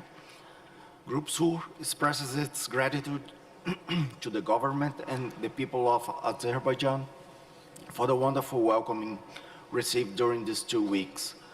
We also thank the Secretariat and all the workers and volunteers that made COP29 a reality. Our group congratulates all parties and all delegates for the engagement that were necessary for us to reach important decisions during this COP, and we welcome the results made here in Baku, including on the NCQG and Article 6. We are convinced that these agreements will resonate in our region, bringing real change back home and thus affecting positively the lives of the people. While we celebrate the steps already taken, we keep our visions in the near and far future. As we now enter the road from Baku to Belém, we recognize that we need to accelerate progress on the implementation of our collective commitments under the UNFCCC and its Paris Agreement. Group Sur hopes that we will reach COP30 with a set of nationally determined contributions that are collectively aligned with the objective of limiting the increase in global temperatures to 1.5 degrees. For this, it is crucial that the commitments on the provision and mobilization of finance and other means of implementation are truly and effectively implemented, including with more finance for adaptation and for the most vulnerable countries, such as SIDS and LDCs. This will give us the foundation to enhance our levels of ambition accordingly. At this point, let me reiterate our group's position that enhancing climate finance is long overdue. We recall that all climate action shall respect human rights, the rights of indigenous people and local communities, of people of African descent, of children and youth, workers, small farmers, and other vulnerable groups. It must help us to achieve poverty eradication, just transitions, and sustainable development. Mr. President, we thank you once again, and let me finish by saying that we are eager to receive you all in Belém next year. Thank you. Thank you. Thank you for your statement. I give the floor to Malawi to speak on behalf of least developed countries. Malawi, the floor is yours. Thank you very much, Mr. Co-President. And Mr. Co-President, Excellencies, distinguished delegates and colleagues, Malawi is speaking on behalf of the 45 least developed countries. This is a collective voice representing 1.5 billion people on the front lines of the climate crisis.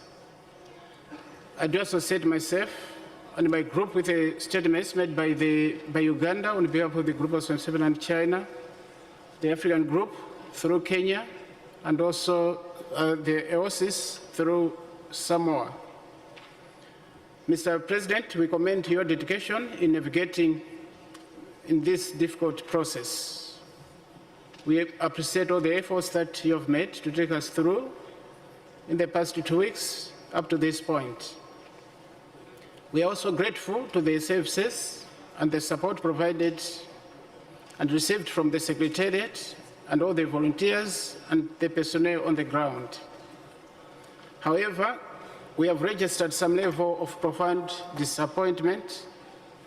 For example, Mr. President, the inadequacy of the current NCQG text or decision is not just a failure of diplomacy, it is a failure of justice. We leave this scope with both some pride and pain. Pride in the resilience of our bloc, the delegates that were here over the past 2 weeks from the group of the LDCs, and the people that we are serving, which we fought valiantly for the survival of those most vulnerable people, but we also are pained that our hopes for true climate justice have not been met. Mr. President, the LDC's group is extremely disappointed that we are leaving Baku without an ambitious climate finance goal and concrete emission reduction plans to limit the global average temperature rise to 1.5 degrees Celsius. The outcome that we got is further short of ambition to support adaptation and loss and damage comprehensively. This is not only unjust, it is unsustainable and undermines collective efforts towards building community resilience in most of the least developed countries, the small and developing states, and in other developing countries. In many areas, Mr. President, our special needs and circumstances have been completely neglected, a position that is in a complete disrespect of the principles of the Convention and the Paris Agreement. Mr. President, climate change is not an issue of charity. It is an issue of rights. It is an issue of survival. And our nations are not asking for favors. We are demanding what is necessary and fair to us. As we return home, Mr. President, we carry the weight of these discussions on our shoulders, resolved to continue with the fight. Our people deserve better. The planet deserves better. And time is not on our side. We see the loss of lives of millions of people in our communities, loss of property and infrastructure through various forms of loss and damage, displacement and migration of innocent people, food shortages, shrinking of poverty levels, and increased debt burdens. Living examples are abound in Malawi, Mozambique, Zambia, Madagascar, Bangladesh, Nepal, and in other areas. The recovery and reconstruction of these communities require millions and, in fact, billions of dollars. Mr. President, decisions on the GST, GGA, Mitigation Act Program, Just Transition have not been favorable to our group. We can do better. And in conclusion, Excellency, distinguished delegates, it is hurtful that we continue to express our concerns, which seem not to be listened to when our communities continue to suffer. I thank you, Mr. President. Thank you for your statement. I now give the floor to Peru to make the statement on behalf of ILAC. Peru, you have the floor. Gracias, señor presidente. Thank you, President. President, distinguished delegates, Peru has the honor to deliver this statement on behalf of ILAC. We align this statement with the statement delivered by Uganda speaking on behalf of the G77 and China. First and foremost, we'd like to convey our gratitude to the Presidency, to the Secretariat, and to all those officials who have worked behind the scenes to make this COP possible. And we also very much wish to thank the inhabitants of Baku for their very warm welcome. We noted an adoption of a decision on financing today which fell short of the ambition that we were hoping for. Despite the efforts, We weren't able to send a clear message that we are here behind developing countries. Even we failed to live up to the expectations of Paris Agreement. What we owe to developing countries is not something of charity, but it's a moral obligation that we bear to developing countries, so that they can act as the cornerstone that they are to deal with a crisis for which they bear the brunt, because they're in the front line of the adverse impacts of climate change. With regard, we also regret the fact that we weren't ambitious when it comes to adaptation and to loss and damage, despite the attempts that were made to see progress when it came to the global goal and adaptation efforts. We continue to engage in debates and circular debates which don't leave us with any clarity as to how we're going to be able to deal with this key cornerstone of climate change action.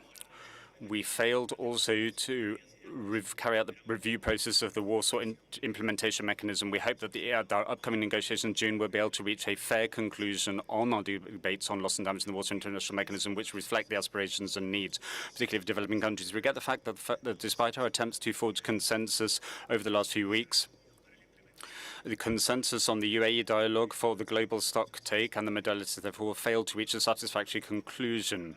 In Baku, we managed to reach a partial conclusion when it comes to means of implementation. But having got partway through the agreement, what we will need to focus on next year is actual delivery, actual implementation in practice. We also need to continue new work on the Just Transition Work Programme, particularly to feed into our NDCs and our national adaptation plans, and the process needs to be inclusive and include all developing countries. We call for a transition which moves us away from fossil fuels and their phase out. This needs to be a clear step taken forward. It will need to be a multi-sectoral approach and cover the entire economy. We also wish to underscore that it's important that we mainstream human rights in all of the aforementioned processes. We have the adopted text on Articles 6.2 and 6.4. We have some misgivings thereon, but we do recognise that they represent a balance, and we look forward to using these as tools to making concrete steps forward to bring about a fairer and cleaner world as provided for under Article 6. We welcome the adoption of the Declaration on Gender and Climate Change, which allows us to continue our work in this important sector, and we hope that this will culminate in a work plan that allows us to pursue key action on gender and climate change. With regard to technology, we welcome the fact that during the second week we made progress in a joint understanding of the work programme on technology, which is a clear step forward here in Baku, and which made it abundantly clear what the Centre for Technology's mandate and actions would be. And that's helped us to overcome some of the challenges which the Centre was previously confronted with. We hope we're able to overcome the other outstanding challenges as well. Thank you. For your statement. I now invite Germany to deliver your statement. Germany, you have the floor.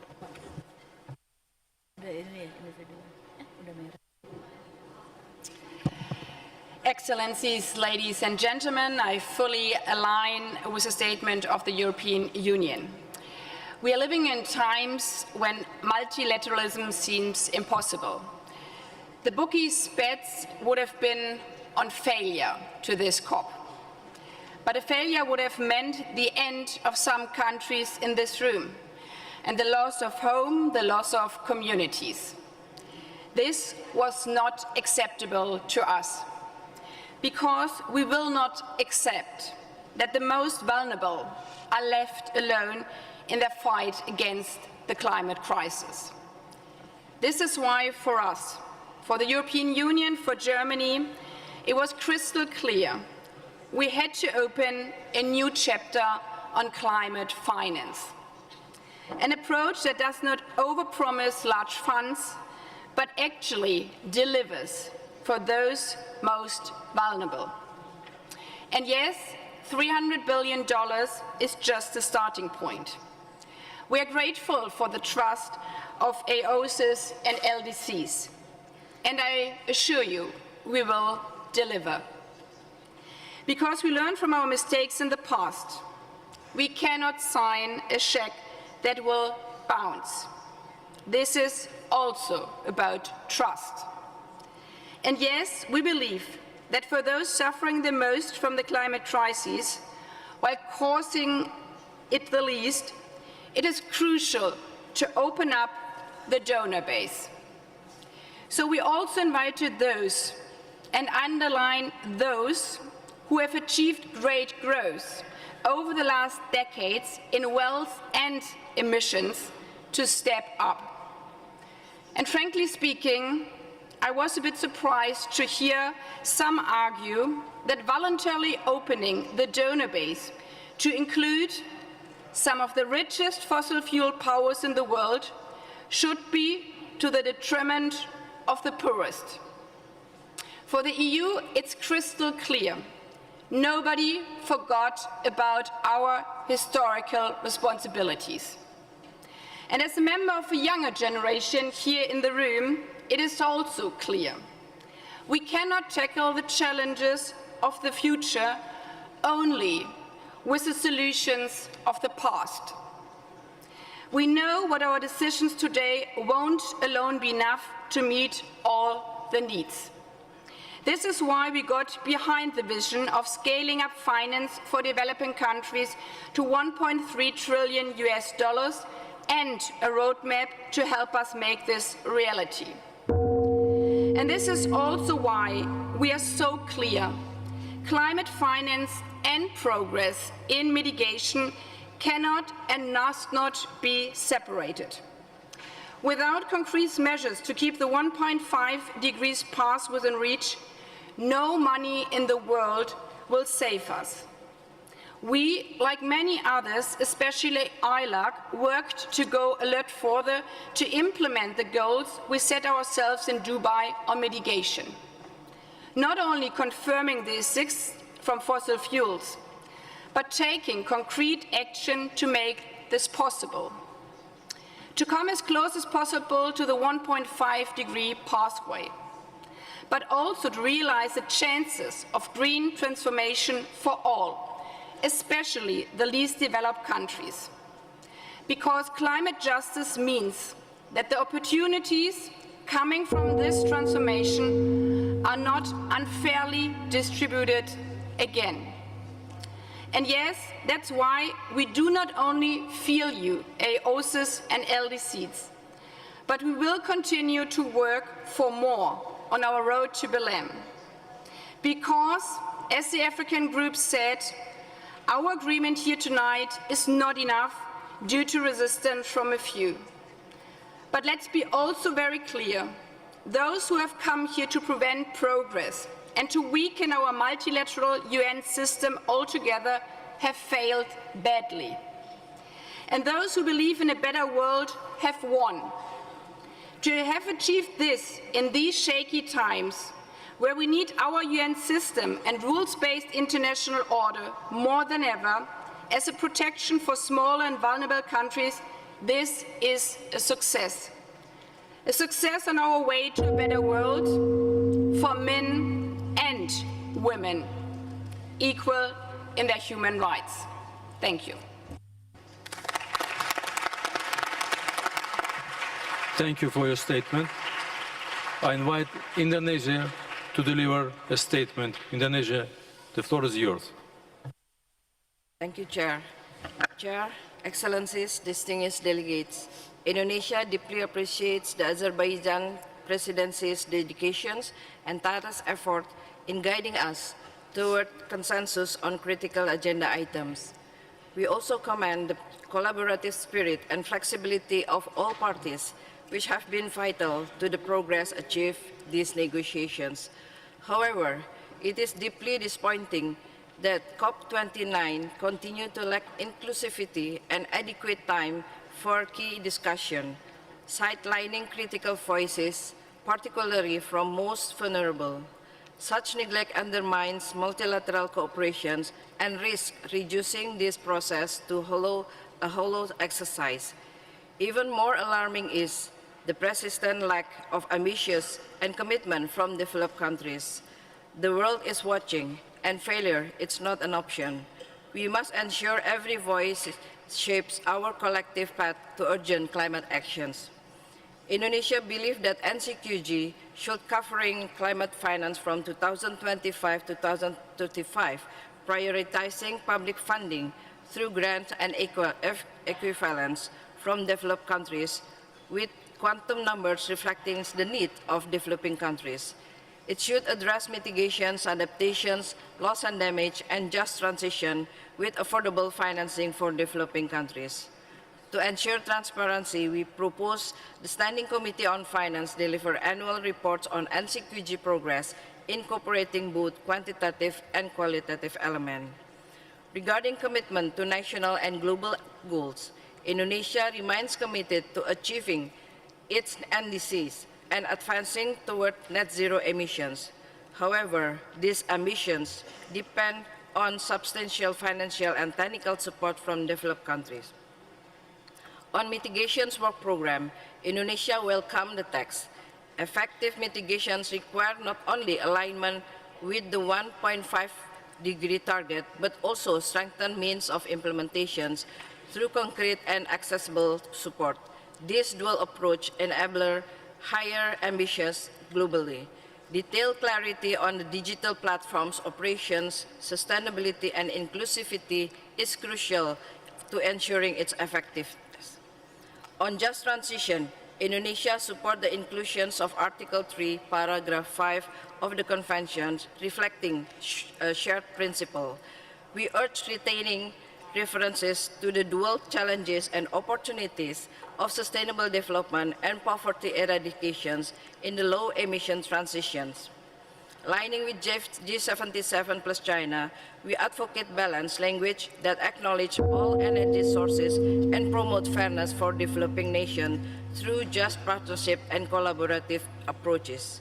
On global stocktake, Indonesia is concerned about the recent GST development but remains hopeful for the inclusive shown in Baku to guide future decisions. The GST process must stay party-driven, uphold equity and CBDRRC, and rely on robust scientific inputs. We urge parties to resolve issues on placeholder on the key messages and substantive elements on the GST report. On adaptations, we welcome the reaffirmations of the global goal on adaptation as a permanent agenda items and the adoption of the Baku adaptation roadmap, which strengthen the global adaptations agenda. On loss and damage, we support the decisions to provide further guidance for the fund for responding to loss and damage and urge the swift conversion of pledges by developed countries into an actionable commitment. Looking ahead, we are committed to engaging the comprehensive review of the WIM next year to enhance its effectiveness within the evolving architecture for addressing loss and damage. On gender and climate actions, Indonesia emphasizes the critical role of gender and age disaggregated data in crafting effective climate policies. We affirm our commitment to gender equality in climate action and adapting them in accordance to national context. On ocean, Indonesia affirms the importance of the ocean and climate change dialogue and invite parties to take into account ocean-relevant outcome of the global stocktake into the preparations of upcoming national determined contributions, noting both the role of sustainable ocean-based action in mitigation and the vital intersections of ocean and coastal climate issues in adaptations policy planning. In closing, Indonesia hopes the collaborative and inclusive spirit evident in this discussion will propel us forward. Let us act with heart, urgency, equity, and unity to secure a sustainable and resilient future for all. I thank you, Chair. Thank you for your statement. I now invite France to make a statement. France, you have the floor. Monsieur le Président, Mr. President, the Executive Secretary, ladies and gentlemen. Despite the climate emergency, which manifests itself to us in all countries regularly with tragic consequences that are costly in terms of human lives and material destructions, and which should bring us together to bring down the emission of greenhouse gases, the negotiations during this COP were difficult. While COP29 was a COP centered on finance and carbon trade, other important decisions were to be taken, especially on mitigation. We are very disappointed by the lack of willingness of several parties to work on the UAE consensus and to reduce greenhouse gas emissions as quickly as possible. It is, however, crucial to reach an ambitious agreement to work on the landmark measures adopted in the past. The tripling of renewable energies, the doubling of energy efficiency, and the reduction of deforestation. Instead of these goals, the documents that we have adopted have postponed these to the next year for most of them, and that is a failure. We have also discussed transverse topics such as gender, and we regret that the documents do not fully reflect all these rights, in particular the empowerment of women and girls to their full extent. It is crucial to take climate action which includes gender and which is based on human rights.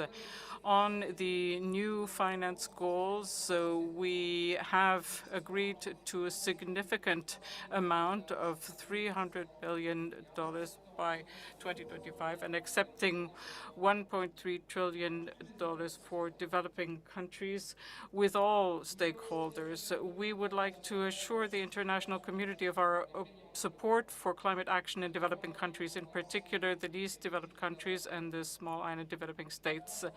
France will pursue its commitment to working on climate. 7.2 billion were earmarked by France in 2023, and we contribute 10% of the adaptation finance worldwide. As the third leading contributor to climate action, France will continue to live up to its commitments and have as guidance the priorities of the Paris Agreement for the planet. We welcome the spirit of willingness of other new states to contribute on a voluntary basis and to work to develop new coalitions to develop innovative sources of financing. Mr. President, today we have set the date for the Belém COP30. We must live up to our duty to reduce emissions. Brazil can count on France. We will continue our work with our partners to prepare for the next cycle of national contributions to reduce emissions, which will allow us to reach carbon neutrality.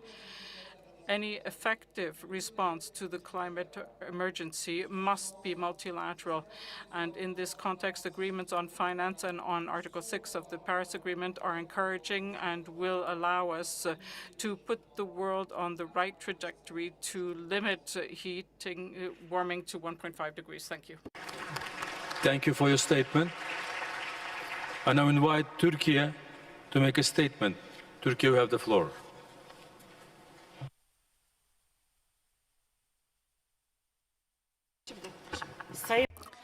Mr. President, I would like to thank the government and people of Azerbaijan who hosted us in this beautiful city for 2 weeks with a magnificent organization, and the COP29 presidency for their leadership and efforts.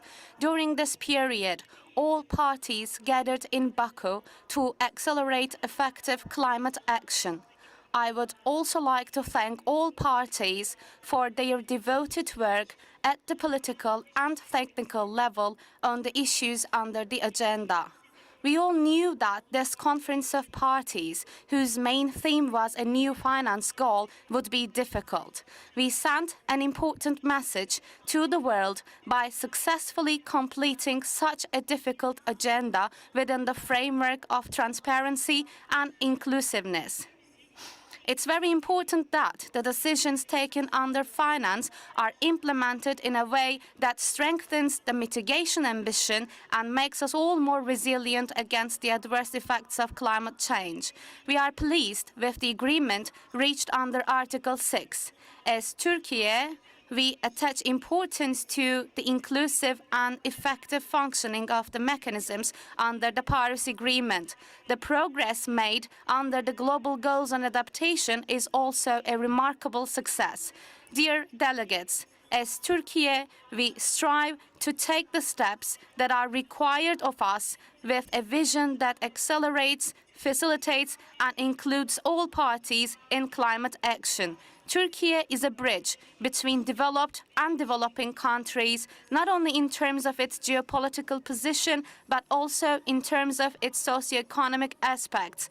I would like to share my belief that this special position of ours will play a conciliatory and converging role between the global North and South in COP31, which we are a candidate to host, and we expect your support for our COP31 candidacy. On the other, Turkey will continue to do its part to advance climate action in this COP and in future. On the other hand, I would like to conclude my remarks by stating that permanent peace in the Middle East and peace in the world will not be possible without a just solution to the attacks targeting innocent people in Gaza, which we see as a matter of humanity and justice. Thank you. Fiji, the floor is yours. Thank you, Mr. President.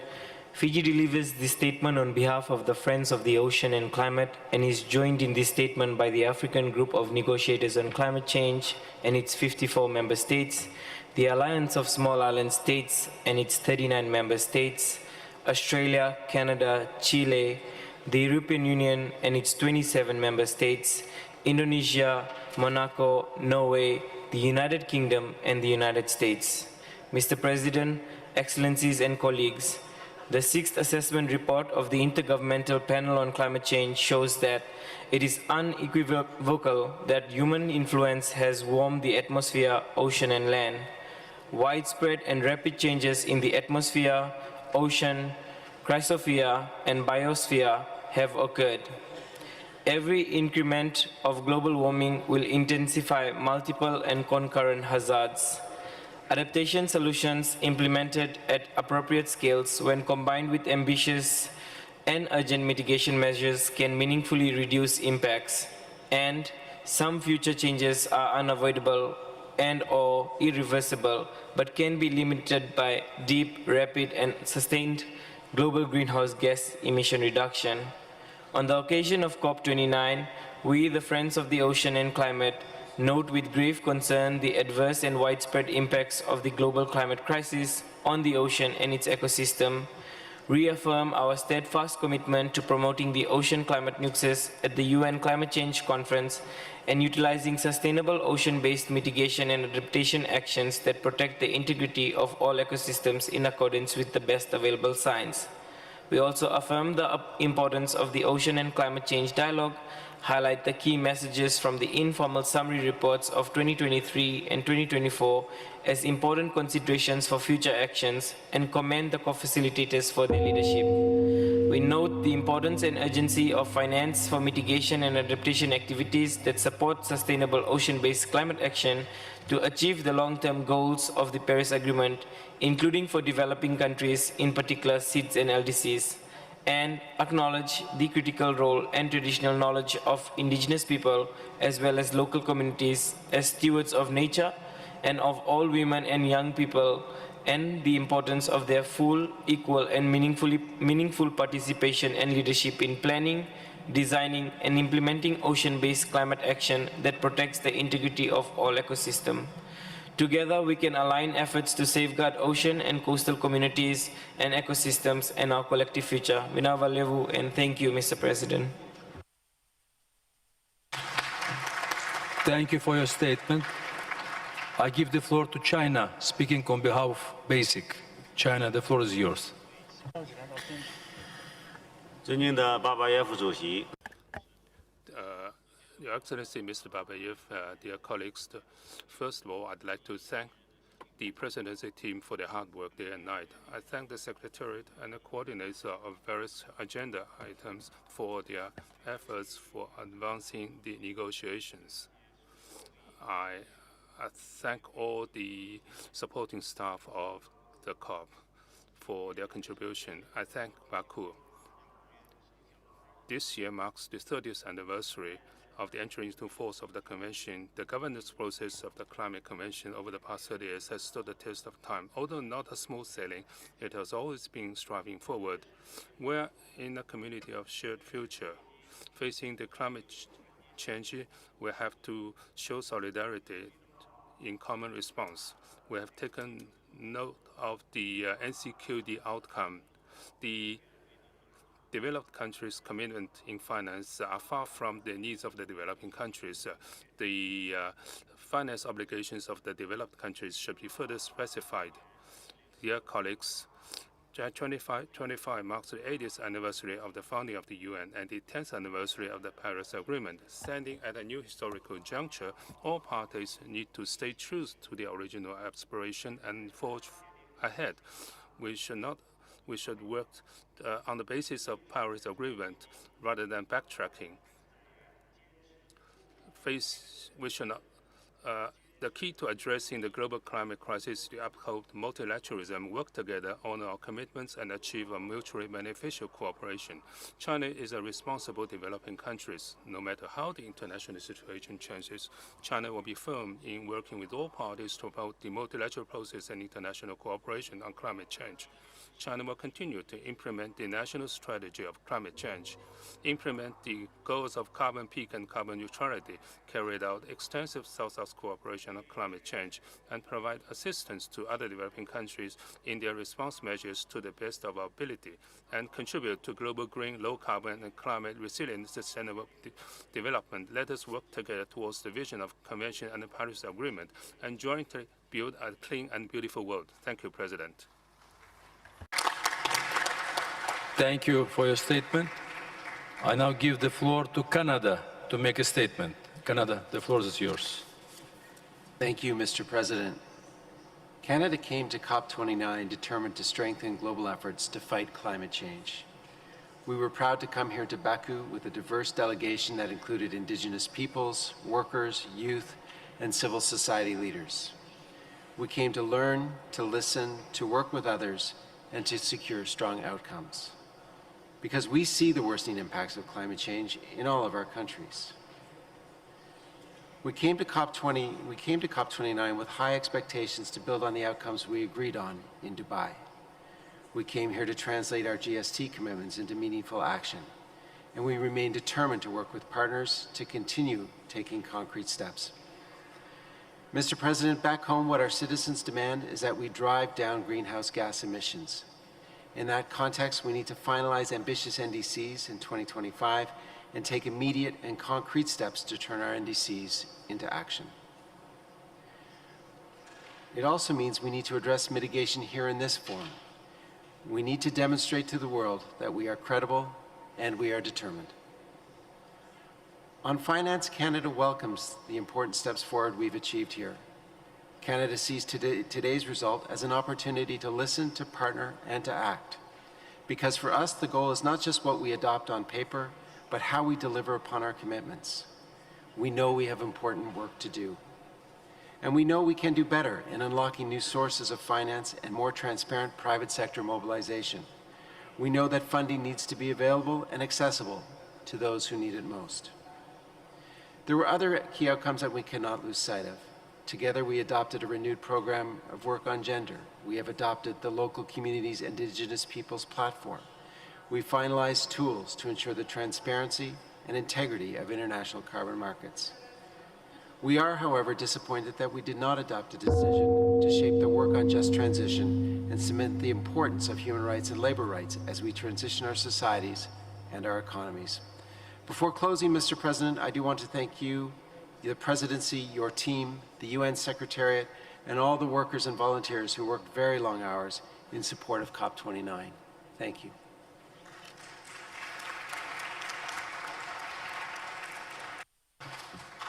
Thank you. Thank you for your statement. I now give the floor to Norway to make a statement. The floor is yours. Thank you. I give the word to our youth delegate, Amalie Holmefjord. 27 million children suffered from hunger as a result of extreme weather events in 2022. In only 50 years, human activities have caused 2/3 of the world's wildlife population to disappear. I'm afraid of what the coming 50 years will bring. In Paris, you promised us to act, but since then, emissions have kept rising, and the consequences have only gotten worse. The new finance goal that we adopted today is not even close to reflecting the deadly impacts of the climate crisis, faced primarily by developing countries on the front lines. Today, we are recklessly speeding towards disastrous ecological tipping points. There is no time for dangerous distractions, and there are no excuses left. We need an urgent scaling up of climate finance, and we must stop funding climate destruction. The existential threat of climate change affects a world that is already suffering from extreme economic inequality. When responding to the climate crisis, we must do so while embracing the principles of solidarity and justice. Countries like ours need to take the lead. Although we, the youth, would have liked to see a finance goal in line with the needs and the science at least $1 trillion annually, this is still a tripling of the ambitions. Now we need to hold our countries responsible. All provider countries should go home and at least triple their climate finance immediately. Sami activist Ella Marie Isaksen has many times stressed that every environmental win is temporary and every loss is forever.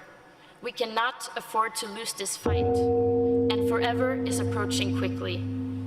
I'm too disappointed to say I believe in you, so instead I will say we depend on you. Thank you.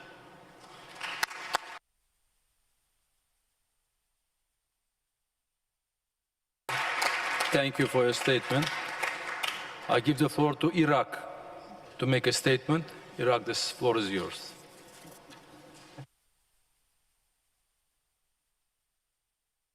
شكرا سيد الرئيس. Thank you, President. At the outset, would like to express our thanks and gratitude for the excellent efforts that Azerbaijan has put forward in hosting COP29, and we'd like to thank all of the delegations that have put in the efforts to ensure that we follow up on the Paris Agreement, and we associate ourselves with the Saudi statement in the name of the Arab group and the statement of the G77 and China. Iraq is eager to ensure a balance between climate action and development, and building capacity and technological transfer in such a way as to ensure sustainable development for all within the UNFCCC and the Paris Agreement. And we wanted for the NCQG to take into account the technological transfer, capacity building, and also making sure that the developed nations are there to support the developing countries and to ensure that this is all incorporated as part of the NCQG. We welcome the efforts regarding the loss and damage, but we want for the principle of common but differentiated responsibilities based on the capabilities of each nation to be upheld. This is as important as the need to support the NDCs for countries as well as other national documents. And the future NDCs will have to have a national character and to respond to the specific contexts and conditions of nations. We'd like to insist here that the outcomes of the UAE dialogue is important for our work towards achieving the goals of the Paris Agreement. We would like the use of energy to be safe and to work in favor of sustainable development. We need to work collectively to ensure that there's a transition to sustainable development without a negative impact on the most vulnerable in society and without hurting our efforts to eradicate poverty. We would like to insist also on the importance of the UNFCCC and the Paris Agreement in their affirmation of common but differentiated responsibilities. When it comes to Article 6 of the Paris Agreement, we affirmed the importance of new rules and guidelines and working with carbon bonds in the carbon markets. There is indeed a clear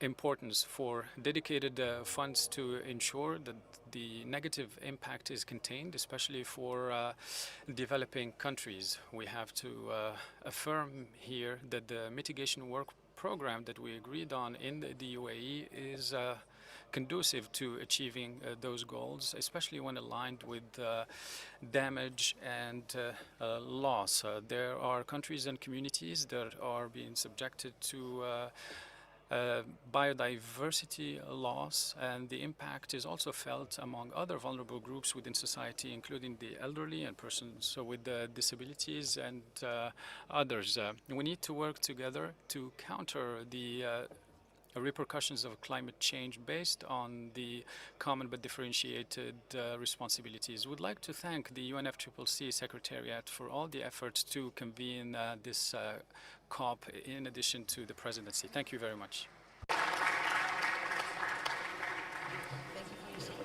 Thank you for your statement. I give the floor to the United Republic of Tanzania to make a statement. Tanzania, you have the floor. Madam President, my delegation associates with the statement made by Kenya on behalf of Africa, Uganda on behalf of G7 and China, Malawi on behalf of LDC. Madam President, we came here with huge expectation on the climate finance. While we have made some progress on some items, we must acknowledge the challenge. We must acknowledge the challenge remaining ahead of us. For instance, Tanzania requires 19.2 billion for implementation of our INDCs. The cost will rise as time goes on. This demonstrates the need for ambitious and scaled-up provision of finance with clear responsibilities for developed countries. On carbon market, the United Republic of Tanzania commends the huge milestones on Article 6 under the Paris Agreement. And we are looking forward to participating in both market and non-market approaches as well as voluntary markets. For a functional and credible participation in this mechanism, we need additional capacity building, and we are open for cooperation with other parties and the market players on implementation of this decision. Madam President, while we acknowledge progress made on gender, we insist on the need for clear mandates on financing of the Lima work program. We are also concerned with increasing introduction of new concepts that are not in consistency with climate change, hence end up stalling the progress on the negotiation. On just transition, Madam President, just transition remains an important agenda for Tanzania, and it must include promotion of transition to clean cooking. Madam President, as we welcome the progress on full authorization of the Loss and Damage Fund, we also commend the dialogue on mountains and climate change. Tanzania harbors the world's highest freestanding mountain, Mount Kilimanjaro, which is one of the pieces of the evidence on how mountains and their ecosystem are impacted by climate change. We call upon relevant work programs and the constitutional bodies under the Convention to integrate mountain-based action into the existing mandates and the work plan. Madam President, as we live back, let us scale forward the speed of cooperation, partnership, and urgency. Let us remember that our action today will shape the reality of now and tomorrow. We must act with ambition, guided by science, adequate allocation of resources, and driven by moral imperative to protect our planet for current and future generations. To end up my statement, I extend my deepest gratitude to the government and the people of Azerbaijan for their warmth and hospitality, and to all delegates for their tireless efforts. I welcome you all to the United Republic of Tanzania, the land of Kilimanjaro, Serengeti, and Zanzibar. Together we can, and we must rise to the challenge of our time. I thank you, Madam President.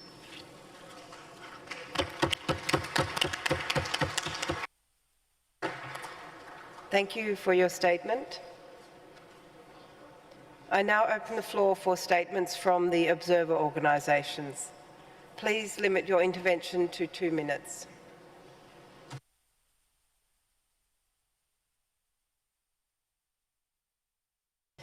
I now give the floor to the representatives of ENGO, a constituency of environmental non-government organisations. You have the floor. Thank you. I speak on behalf of Engo CAN, Engo DCJ, Tango, and WGC. We refuse to make an official statement and contribute to this sham of a process. We will not be complicit in the failure of COP that turned from Conference of Parties into a Conference of Developed Countries. We refuse to bring more legitimacy to a system that has collectively failed all of us for the benefit of you. Thank you.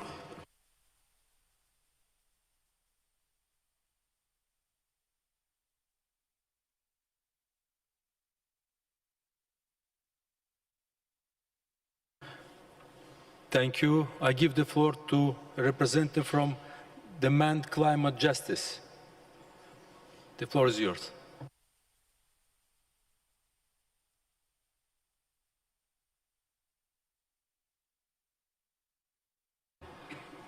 Thank you. I make this again on behalf of Engo CAN, Engo DCJ, Tango, and WGC.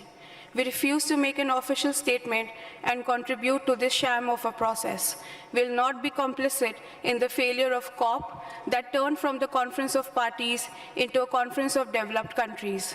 We refuse to bring more legitimacy to a system that has collectively failed all of us for the benefit of few.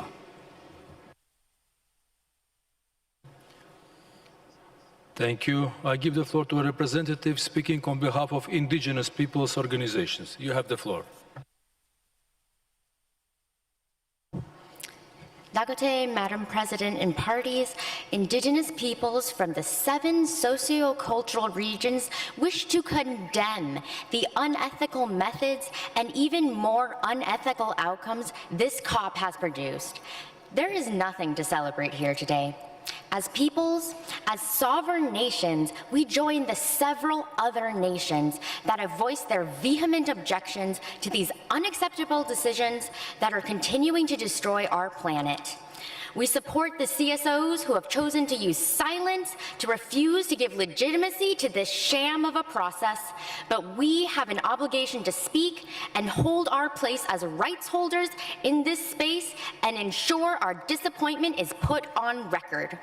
It is unacceptable that human rights and the rights of indigenous peoples were removed from NCQG and instead prioritize carbon market financing, which profoundly harms indigenous peoples. While we urgently need direct and equitable access to climate finance for adaptation, mitigation, and loss and damage across all 7 sociocultural regions, we reiterate that we reject the financial colonization that comes from loans and any other financial mechanisms that perpetuate indebtedness of nations who have contributed the least to climate change yet bear the brunt of its tragedies. Our lands, waters, ice, and territories are melting and burning. Our peoples are suffering. We no longer wait. Expecting us to be grateful for $300 billion by 2035 is expecting us to be grateful for you profiting off our preventable deaths. There is no just transition without the rights of indigenous peoples being fully upheld. All adaptation and just transition actions must recognize us as the crucial and equal partners, the rights holders that we are. The knowledge systems of indigenous peoples, our worldviews, practices, and sciences are distinct and provide a vital basis for effective adaptation strategies for climate change. Unlike the false solutions being proposed and even celebrated, our practices have been proven to work. Excluding our knowledge systems and worldviews from climate action risks the survival of all humanity. We all deserve better. We need parties to recommit to the 1.5-degree target, phase out fossil fuels, and transition to sustainable systems that respect human rights and the rights of indigenous peoples. We offer you the leadership, solutions, and contributions of our communities in this collective fight for survival. Ashund. Thank you for your statement.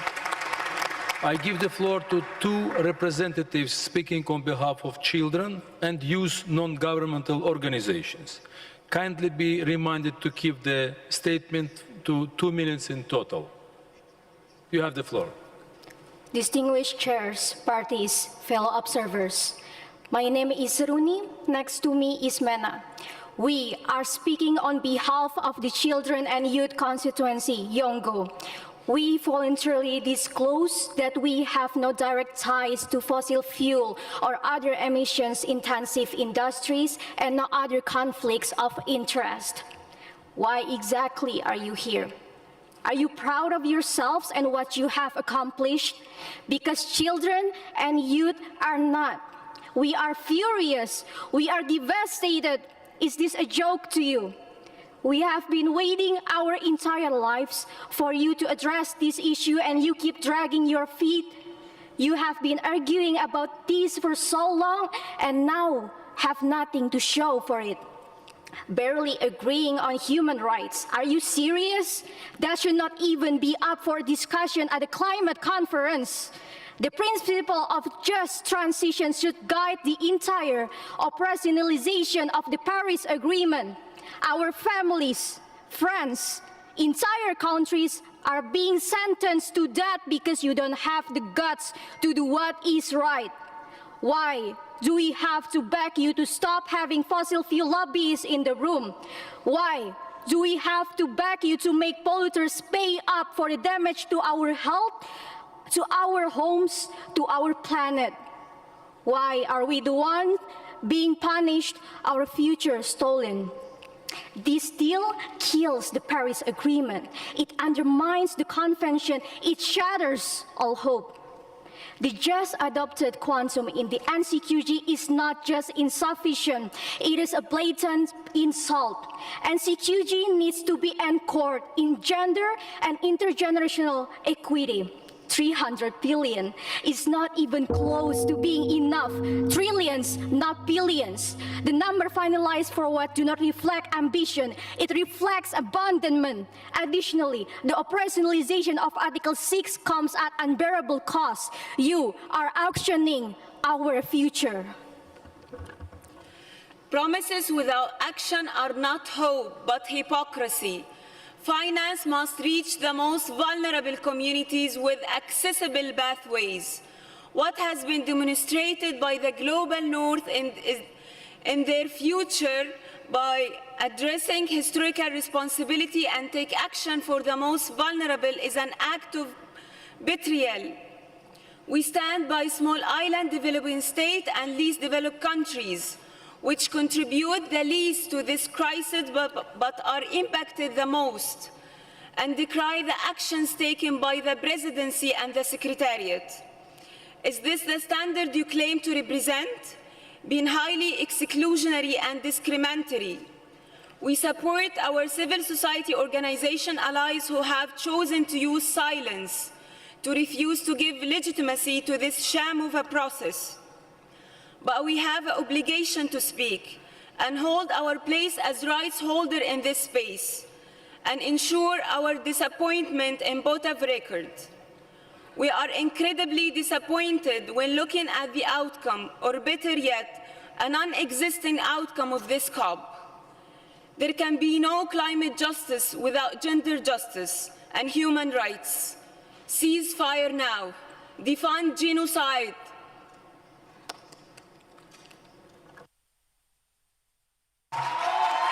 Thank you for your statement. I give the floor to a representative speaking on behalf of business and industry non-governmental organization. You have the floor.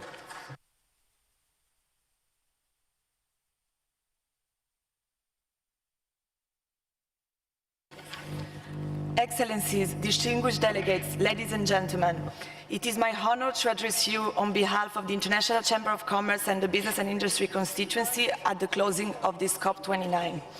We extend our sincere gratitude to the COP29 presidency and especially the young volunteers of Azerbaijan for their tremendous efforts in staging this critical COP. We also thank the parties for their unwavering commitment until the very final hours. The global business community came to this COP with clear asks for a bold, actionable Baku package to match the urgency of the climate crisis, accelerate real-world mitigation and adaptation, and deliver vital support to the most vulnerable in this global transition. A package that responds to the following clear calls. First, an ambitious outcome on mitigation that delivers and builds on the Dubai promise, and that requests all parties to come forward with bold and 1.5-aligned NDCs in the coming months, informed by the outcomes of the first global stocktake. Second, a strong set of rules that fully operationalize Article 6.2 cooperative approaches and the centralized 6.4 crediting mechanism to establish a robust framework for the cooperation among countries to implement their NDCs. Finally, and most importantly, a truly ambitious, actionable and comprehensive NCQG, one that has at its core a clear commitment to provide public finance that responds to the needs and priorities of developing and climate-vulnerable economies. In addition, we called for a goal that can be a real catalyst for the mobilization of private sector climate finance in developing economies. President, parties, these were our clear calls. While you've made some important steps forward, this is not enough, and much work remains to be done. As you prepare the next NDCs, the only push for greater mitigation ambitious outcome from last year's COP. This year, we've missed an opportunity. You must do better, and we know you can. Coming out of this COP, there's a urgent effort needed to build an enabling investment climate for private finance. The Baku to Belém roadmap will be critical in this regard. We've also heard here in Baku increasing concerns on uncoordinated national interventions that must be addressed as a priority. We would encourage a discussion on the climate and trade nexus at the next sessions. Real solutions to climate change lie in multilateral and multi-level cooperation and effective public and private partnerships. This is the only way to deliver on the Paris Agreement. The global business community stands ready to work with all parties towards Belém and beyond. Thank you. Thank you. Thank you for your statement.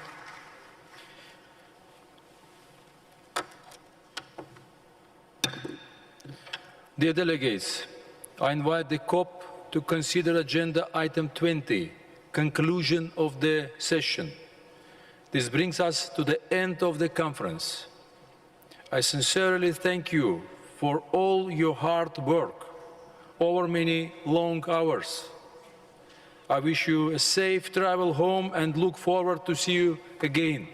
I declare the 29th session of the COP, 19th session of the CMP and 6th session of the CMA closed.